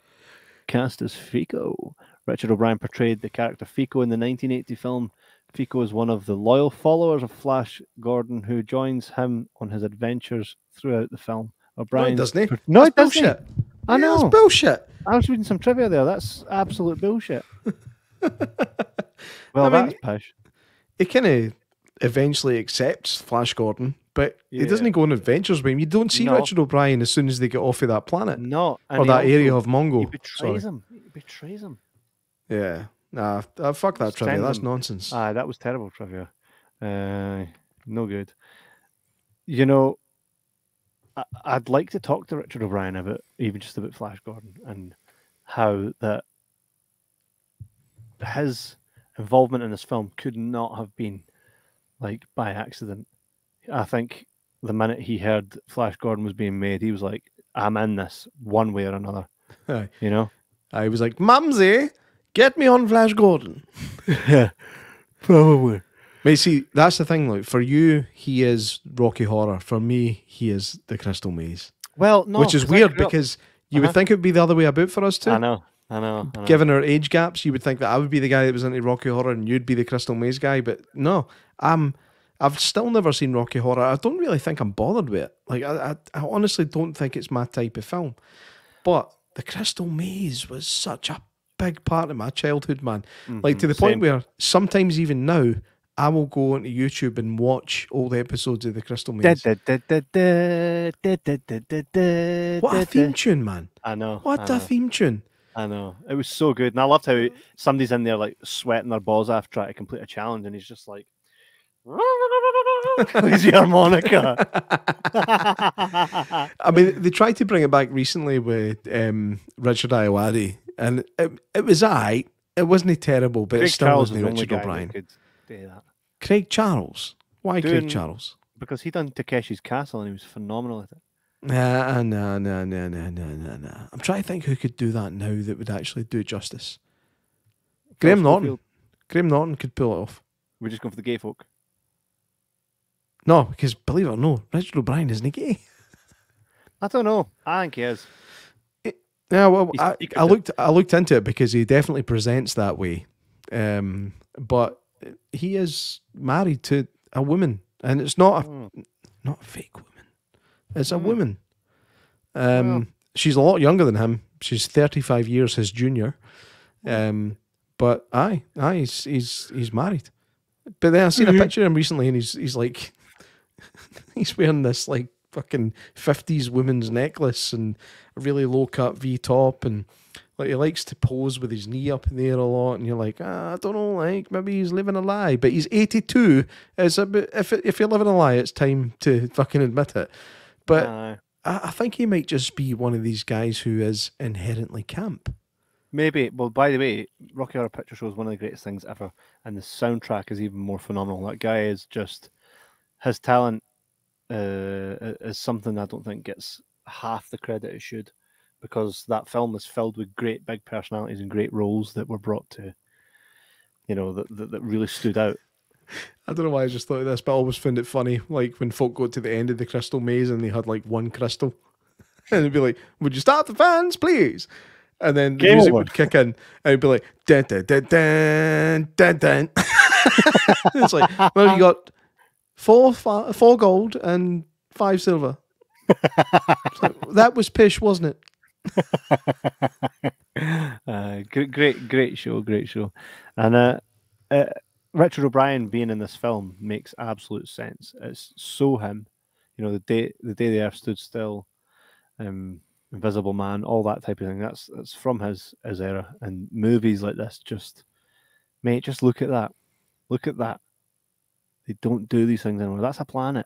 That reminds me of Through the Dragon's Eye. Do you remember that shit? No, We used to watch that at school, Through the Dragon's Eye.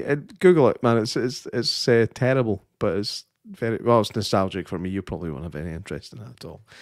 Through the Dragon's Eye. Through the Dragon's Eye. Yeah, pretty bad special effects and stuff. I had funny bones when I was at school. Through the Dragon's In the Eye. dark, dark town, there was a dark, dark street. In the dark, dark street, there was a dark, dark house. In the dark, dark house, there was some dark, dark stairs. And down the dark, dark stairs, there was the dark, dark cellar. In the dark, dark cellar, 3 skeletons lived. Hello, Jackie. So you obviously watched that, I know. Oh, I love Funny Bones, man. Funny Bones, they were the days. Hey, do you know, revisiting this film does open up another kind of nostalgic worms, right? It does. It does, because it takes you back to a time where things just were a bit more simpler, and movies like this just reeked of total awesomeness. Yeah. Very true.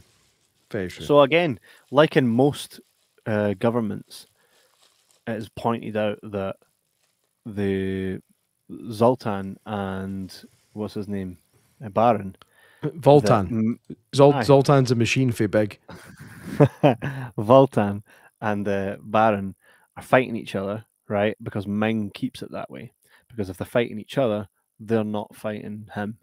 And that's essentially what happens in every walk of life. You know, the government have you fighting. I'm non-binary. I'm no you. I'm no you. No you. Keep them fighting, and they'll not see what we're doing up here. And that's pointed out. And what happens is the once it's pointed out, and I think once they see that Flash is genuine, because he has an opportunity to kill Baron, doesn't, right? And then even Big Voltan, he kind of doesn't kill Voltan when he has the opportunity as well. Yeah. And that kind of has them go, right, well, how bad can he really be? We were prepared to kill him. He's not prepared to kill us. He just made that guy's face melt out of his skull. So, you know, it's pick a side time. It's do or die now. What side do you want to be on? Do we want to continue to be under Ming, or is it time for the revolution? And with the graces of Queen, they decide very quickly whose side they're on. Aye. Correct. Aye, absolutely. And then as well, kind of in Lost Boys fashion, although this predates Lost Boys, he just drives a plane into Ming. Aye. He was very lucky. He was very lucky that he got him, wasn't he? Aye. He's like, yeah. And by the way, I know that a lot of the big actors in this were signed onto a 3-year deal. A three-picture deal, yeah. Right? To which fell through because the film done so pants that they were like, fuck this. Right? Mm-hmm. To the point where a lot of the actors sued the company saying, yo, we were told 3-picture. So it wasn't the opposite way around. It wasn't the company were like, you still owe us. It was them going, wait a minute, I thought we were going to be in more films. And they're like, fuck that. This was pish. So it all just went tits up. But I think that's why Ming, even though he kind of dies, he gets sucked into his wee ring. That's what he wanted to do to deal. That's what he wanted to do to deal, eh? The fact that he got sucked into his wee ring like that, I think that left the door open for a sequel. What do you think? Oh, 100%. Because it comes up at the end, question mark, and then Ming going, ha, ha, ha, ha, ha, ha. So it is leaving it open for a sequel, and that was obviously the intention. It just did not come to fruition because it did not perform, which is a shame. It's a real shame. I know. And it's going on better. It's going on to become like cultural relevance. You know, it's relevant if you're going to talk about the top 100 cult classics, it's in there. Yeah. Even the top 30 has to be in there. When you look at some of the greatest soundtracks ever created for films, which is an episode we should do. I think Henry McQueen's in there. Did we do the soundtracks? Yeah, we did a long time ago. Yeah. Oh, it's been something. It's been a while, isn't it? We like Queen and Queen touches is in there. You know? Yeah. So it is very relevant. The Flash t-shirt. So many people you see wearing it at conventions. Yeah. Only Sam Jones is the one that looks good in it, though, eh? Probably. And Matthew. Everybody else that wears it, like, I better go. My mum said my dinner's going to be ready at 5. Matthew says pretty much most of the cult 80s movies bombed at release. That's true. That's true. Do you know what that tells you? It tells you that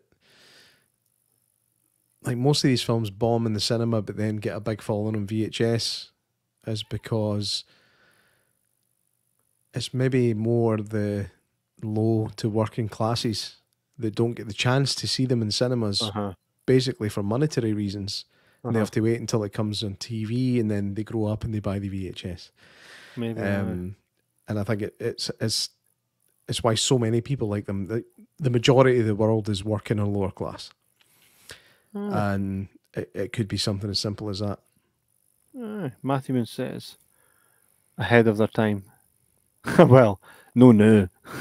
But at the time, maybe. Yeah. Maybe. Aye. It was. So let's look at it from my perspective. me watching this film was the first time just yesterday. Well, kind of yesterday. It was staggered. I kept falling asleep on the other days. Right? But I watched this for the first time. You just farted. Eh? I watched this for the first No. time properly yesterday. But I was already aware of everything. I was aware of Brian Blessed and his character, Sam Jones, the soundtrack. I mean, I'd seen Ming, you know?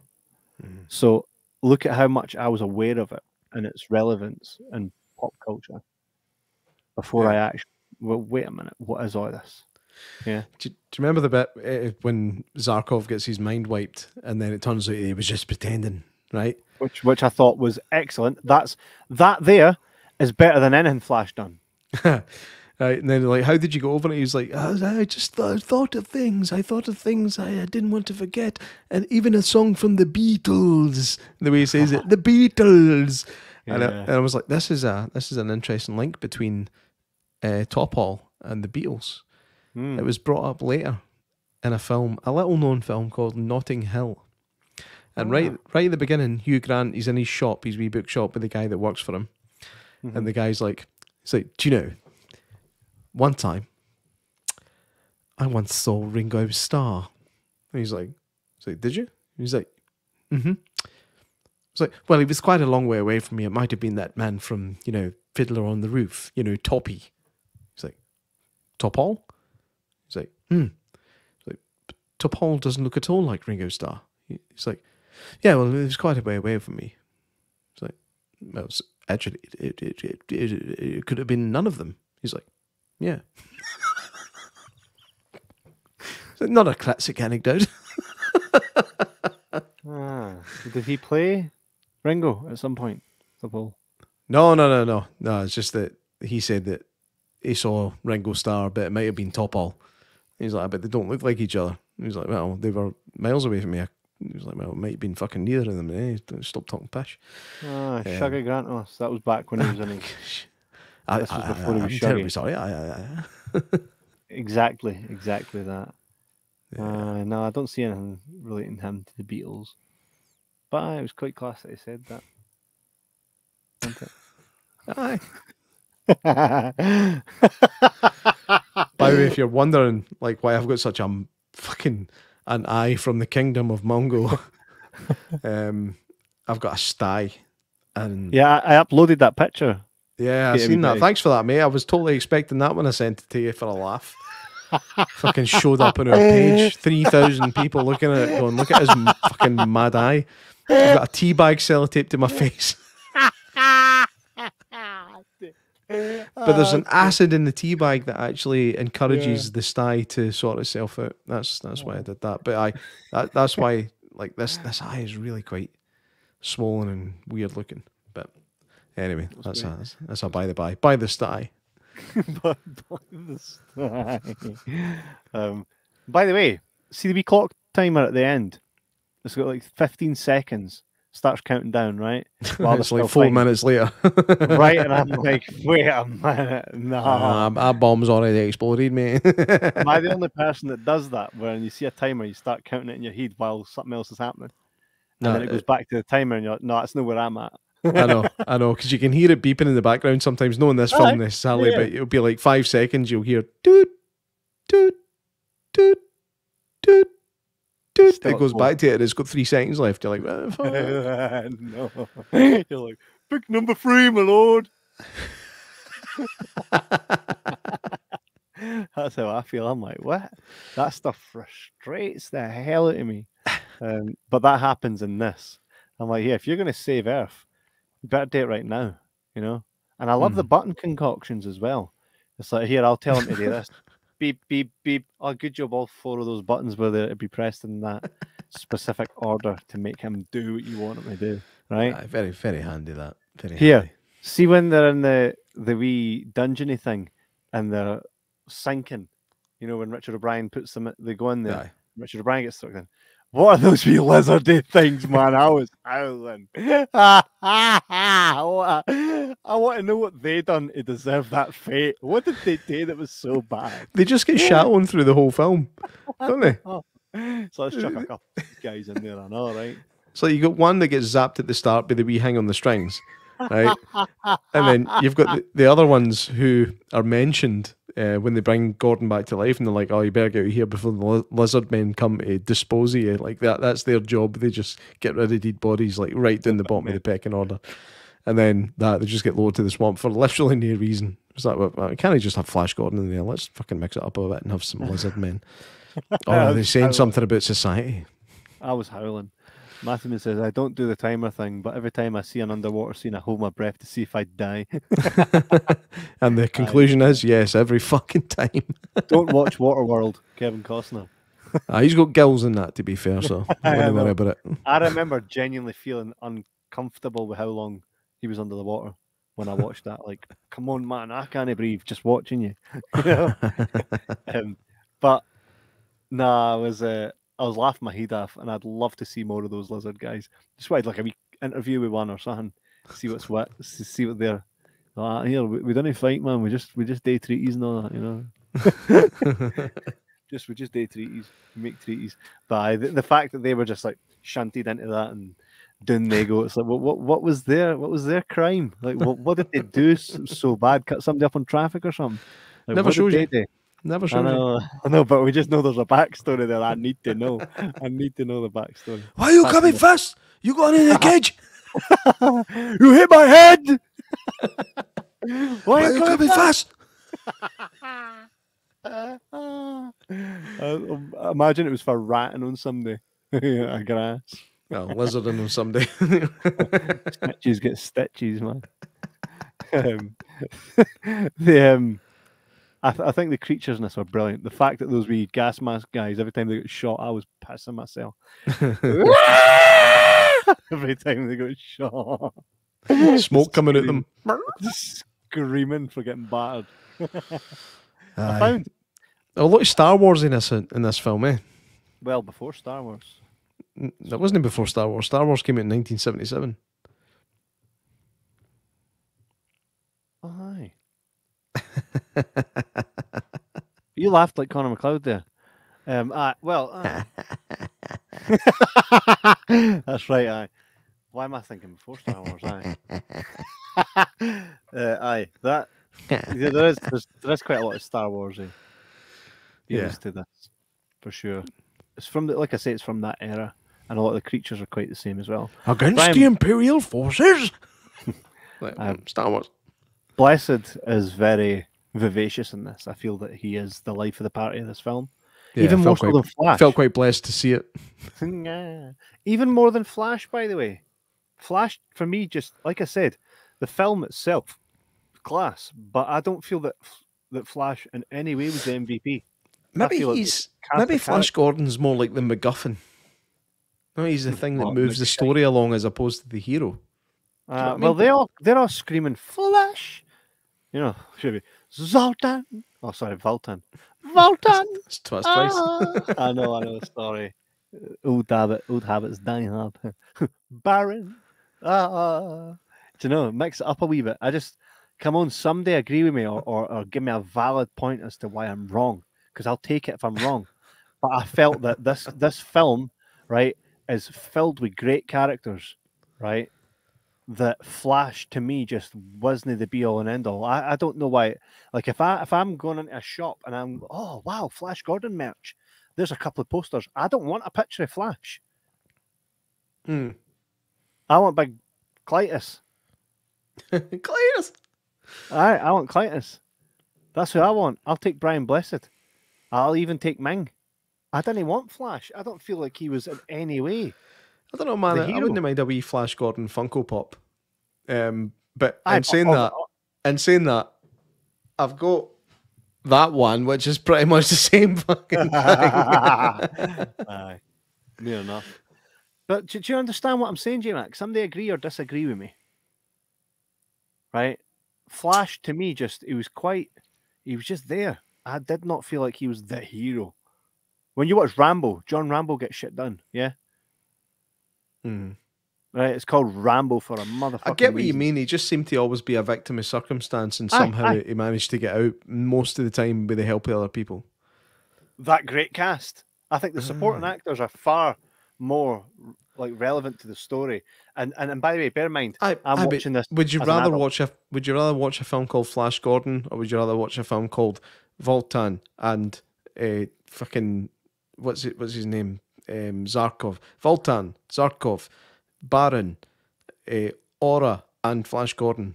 Which film would you watch? The one called Flash Gordon, or the one with all the names? I don't know, maybe Flash and the Fantastic Five or something like that. Do you know what I mean?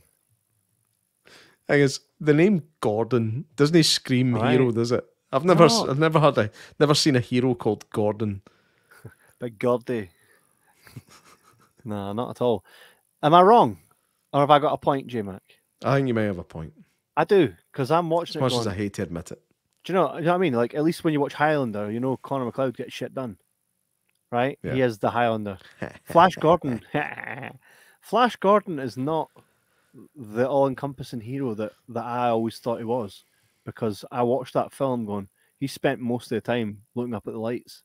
Aye. I've just or by the looks of that picture up on the right hand side, he was getting his fucking eyebrows threaded. Right? I just like, nah, okay. And he does some things that are quite relevant to the story, like kill my man, Big Clytus, right? Clytus. He kills him, kinda kills Ming. We'll never really know, right? But it's no through his might. He loses nearly every fight he's in, for fuck's sake, right? When he kills both Ming and Clytus, why I keep calling him Clytus and Ming, he blindsides them, right? Yeah. Because, right, it's not a fair fight. Doesn't he come at him? He gets Ming with a plane. Oopsie daisy, right? And He was very lucky that Ming chose that moment to do this. Right. And when he kills Clytus, he gets pushed into him, where he like rugby tackles him and he falls into spikes. At what point, other than the fight that he has with Baron, but that again, circumstance, Baron whips his ass most of that fight, literally and figuratively. And it's just by circumstance that he's like, oh, I've got the upper hand here and I'm choosing not to kill him. Like, somebody agree with me. He was a bitch. Flash! He's a bit of a bitch. Dun, dun, dun, dun, dun, dun, dun. I just felt that the MVP is really Aura, right? Dale, Aura best. right, mate. Without Aura, this doesn't happen. I think she was MVP. Even Brian Blessed's character kind of sat at the side for most of the film, just going, what? Apparently, the bit where he pinched Dale's arse, he wasn't meant to. So her reaction was 100% genuine. She was like, "What the fuck are you doing, you big beardy prick?" Matthew says, kind of same issue with Jack Burton from Big Trouble. He did next to nothing either. Right? Maybe it's just a thing. Maybe they were experimenting with it. But I just don't want to see me wearing a t-shirt going, I mean, look, I wear t-shirts of folk that get shit done. I love William Shatner. Right? You wear a Flash t-shirt, you're like, oh, I love that part where he what did he really fucking do? Nothing. He done nothing. Right? His buddies were the MVPs. And that's my take on this. And by the way, great film. And I would, if somebody says you want to get together and watch Flash, I say, hell yeah. I'm glad I own it on Blu-ray. And if I had how do you think that would do in the cinema? Flash Gordon, not really well. Are you sure? Aye. Given all these 40-odd-year-old people with disposable incomes the chance to see that in the big screen, you think they would say no? It's not that they would say no. I think at this point right now where the cinema industry is on its arse and nearly every cinema now are bringing back oldies, there's too much of a choice now. It used to be, oh, we're doing one a month, and everybody's like, oh yeah, now we're all doing them all because it's what we're relying on. Yeah. That's poor, innit? It's disgusting. The industry is on its arse, man. Disgusting! Disgusting. Why can nobody know how to make a decent film? I made a good one. Well, it was fucking one of yours. So they never made any sequels to this. I'm just going to go through some trivia here. They never made any sequels to this because of how it got panned. Okay, Sam Jones, obviously, the film's production was plagued by budgetary constraints and creative disagreements, resulting in a rushed production schedule and compromises in the final product. Despite mixed reviews upon its initial release, Flash Gordon has since gained a cult following for its campy charm, imaginative visuals, and memorable soundtrack. Well, come on.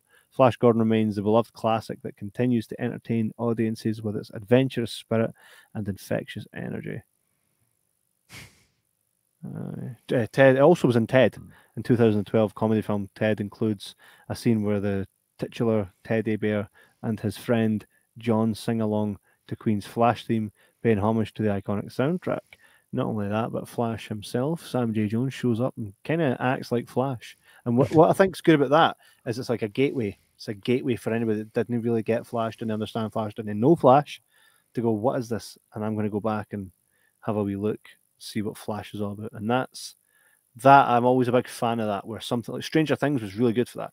Fucking Kate Bush went to #1, the only person to ever have released a song, right? And it took 30 years for it to get to #1.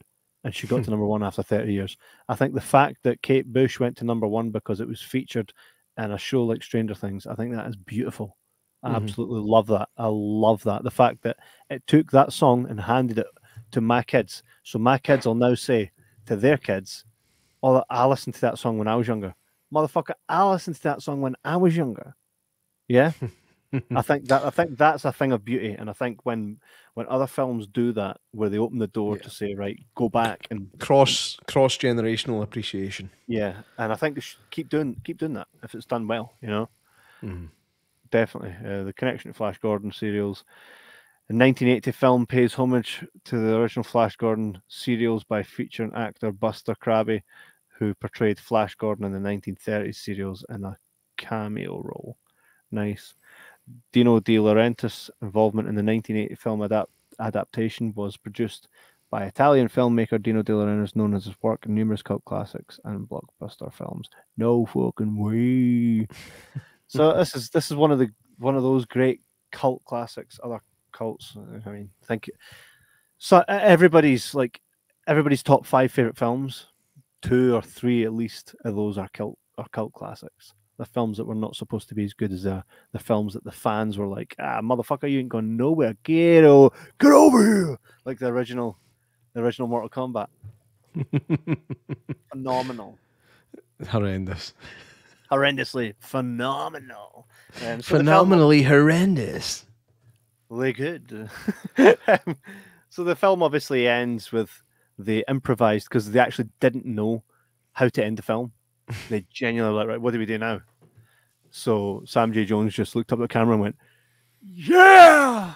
Which I thought, see when that happened, pissed myself. I went, yes. I even text Matthew and straight away I was like, that fucking jump at the end. I thought Kodak moment. Yes.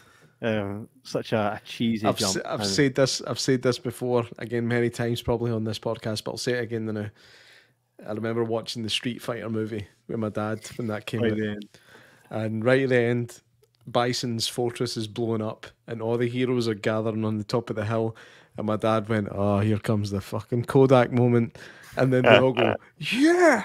And it stops and my dad was like that. So good. So good. So good. I actually have Street Fighter behind me, up there on DVD. It's a great cover, though. A great cover with Jean-Claude Van Damme, and it's an awesome cover. Minogue, everybody. I actually walked past it in a shop and was like, crime to leave that there. Crime to leave it there. Street Fighter. It always annoyed me that Blanca was skinny through the whole thing. It's a skinny ginger guy getting electrocuted. I need to watch that with my kids. Harry, my son, is biggest Mario fan to the point he knows everything to do with Super Mario.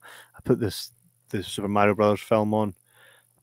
He was like, "Get this away from me." I love that film, the OG one, and as do I. And I wanted him to go, "Oh, look, there's the Goombas and Dennis Hopper and that." Nah, he was like, "Get this away from me." So I was like, "Oh, that sucks." Because I wanted to share that. I wanted to revel in it with him. Janice says, y'all make me feel old. Haha.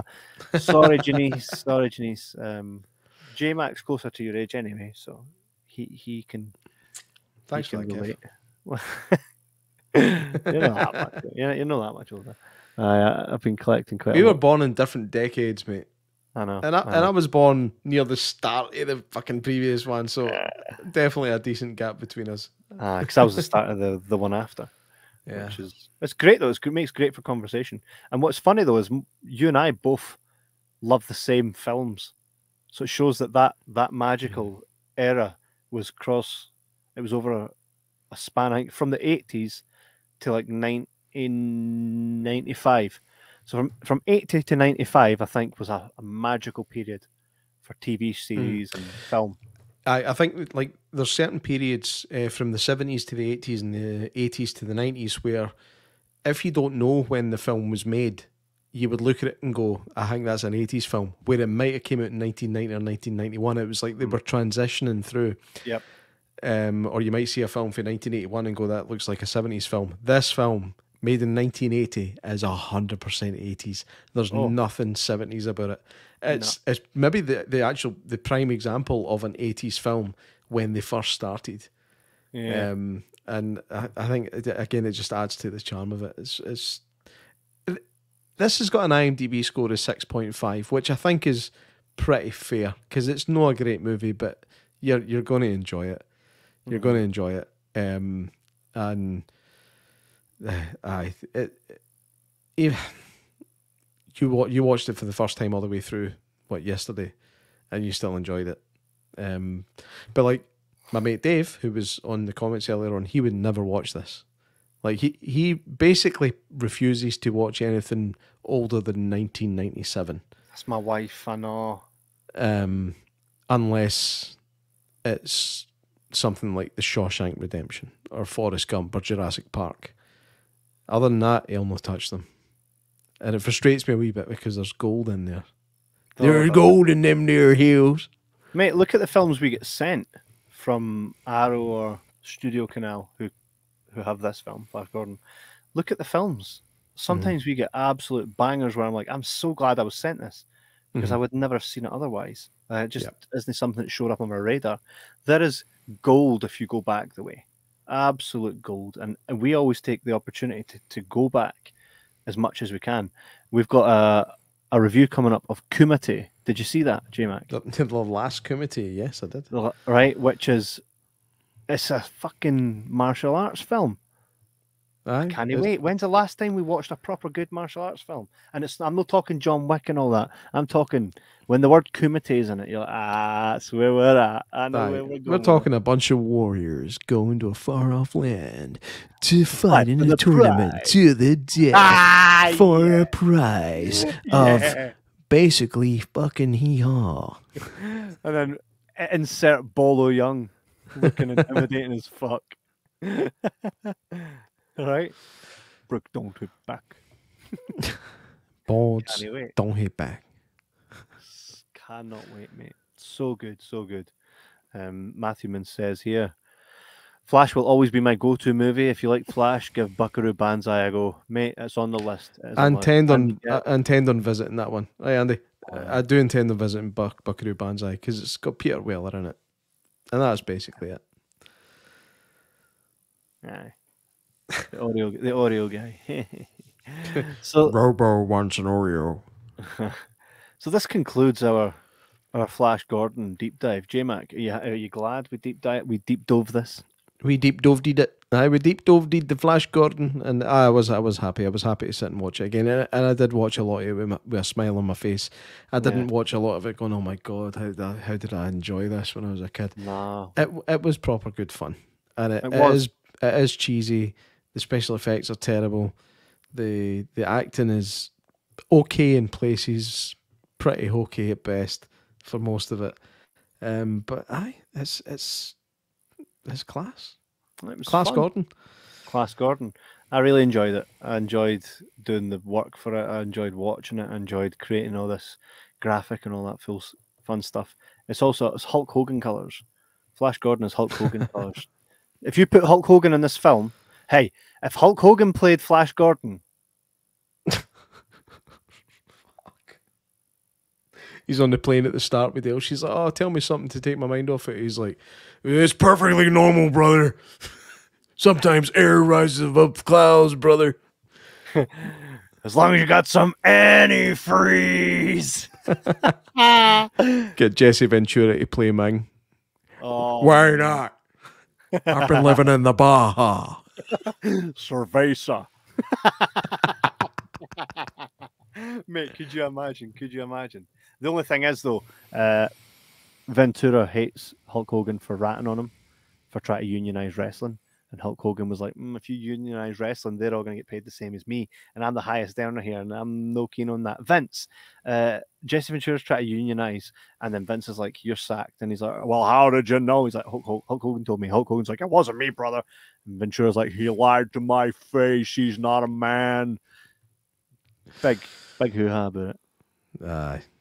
That's another story. Around. But Banzai has the greatest end to a movie scene ever, by the way. Well, you need to watch King of the Kickboxers 2. You were not to win the fight tonight. Mind we watched that and we fell off a couch greeting. That's phenomenal. I wanted to do a deep dive on that at some point. But this has been an absolute fucking pleasure, mate. 2 hours and 10 minutes. We deep dove. That's the exact runtime of Terminator 2, by the way. Down, which was also class. Yes, thank you everybody for joining and staying with us on a fucking school night. Thank you very much. This has been a pleasure. If you would like to see us deep dive your favorite films, please put them in the comments or send us them via Facebook Messenger or at Jibber Jabber Podcast, or send an email to jibberjabberscotland@gmail.com. and tell us your favorite film and why. I like how we had to end up with that email address. Like there's a Jibber Jabber England, Wales, Ireland, USA. Jibber Jabber Podcast was taken. How? So I was like, exactly. Probably Conan O'Brien. He used it at some point. We've been longer than Conan. He's probably got more views, but let's serve him with a cease and desist, shall we? Views, schmews, well, honestly. But yeah. So if you want us to deep dive your favorite films, Janice, we will do a Gremlins deep dive because we already done Labyrinth. I see J Mac responded to you the other day via our chat.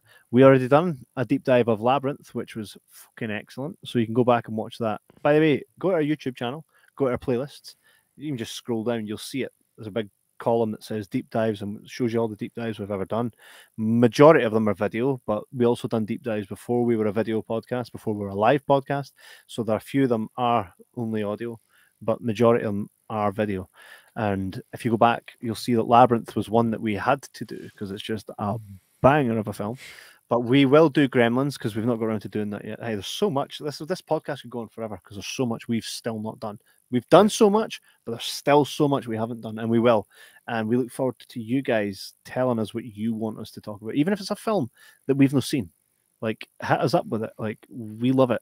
Coming up in the next couple of weeks, we do have there's an interview going to happen soon. Not sure who the actor is, but we're in talks right now to have an industry worker, whether it be the writer, director, or an actor from a specific film that was sent to me, by the way, J Mac, as a disc. I'll need to get you a code or something because they didn't tell me. Like every time they send me a physical disc, I ask for one for you. But when I said to them, "Oh, we'd like to cover this," just sent me one without saying, "Okay, we will cover it." They just sent me it anyway. They sent me one. Well, next time, say, we'd like to cover this. Can you please send one copy to here and one copy to here? Well, no. The thing is, I said, they send me out the press release and I said, can we cover this? And I got no response. So if they come back to me and say, yeah, then I look in the chat. I say, can I get two? But they never responded to that. I asked and it was just sent. So they never said anything. But it's an older film, so it won't be hard to acquire. But it'd be pretty cool if we get one of the guests on, which we are trying to work out for next week. So that'll be pretty excellent. And of course, we've got a new rearrangement coming soon with Studio Canal. So we'll have more films, more guests, and more cool stuff to talk about. But in the meantime, we'll try and get more episodes out maybe every week that J-Mac is able to, when he's freer on his freer weeks. And we'll maybe try and do some midweek episodes because there's tons of stuff that I want to get through. And I know that there'll be more guests coming on and all that cool stuff. So, so stay tuned. And thank you, of course, always for tuning in, guys. Especially these have all been with us this time of night. Most of you are viewing from, what the hell? There's a lot of them on for Twitter tonight. Hi, Twitter family. Hello. Hello, Jackie. You look nice. Oh, sorry, I say X. Matthewman says Gremlins as class, great choice. We actually put that on in the cinema as a Jibber Jabber presentation before, and it was beautiful. I loved sitting. We had a pint together, J Mac. Between watching that, did it at Christmas time, didn't we? We did. We sat and watched it. We had a wee pint, and then we looked behind us as one of the guys that was in the cinema at the time was trying to make off with somebody else's wife, and the guy came and ready to do him in, and we're laughing just like that. We're sitting there having a beer, laughing, going, "What the fuck is going on?" And then next minute, we looked up, and the Gremlins were humming the Rainbow theme song, and we were just like, "This is fucking crap." You're a dirty prick. Exactly. So everything's caked in absolute class memories. So yes, thank you very much for tuning in. We hope that we've done your Flash Gordon deep dive justice, because it's for you just as much as it's for us. Loved talking about it, loved watching it, loved experiencing it, and I love doing it here with you guys tonight. So thank you very much. If you'd like to tell other people about this show, tell your friends that might like it. They might come here and they might interact with us and tell us films that they like, and we can grow that wee community. If not, cool. Leave us a no-star review and tell us how much you hate us. Either way, thank you for tuning in, and fucking class, lads. J-Mac, anything you'd like to say before we head to our scratchers?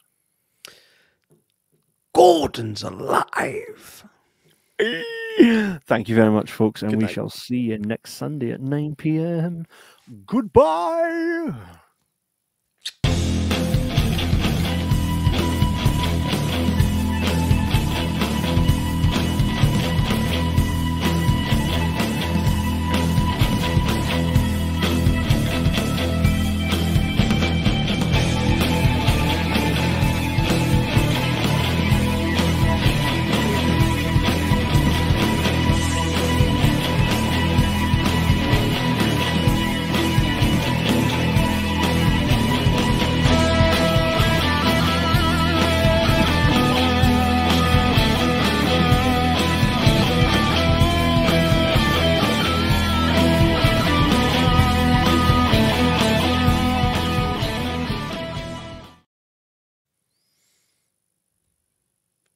Got nothing.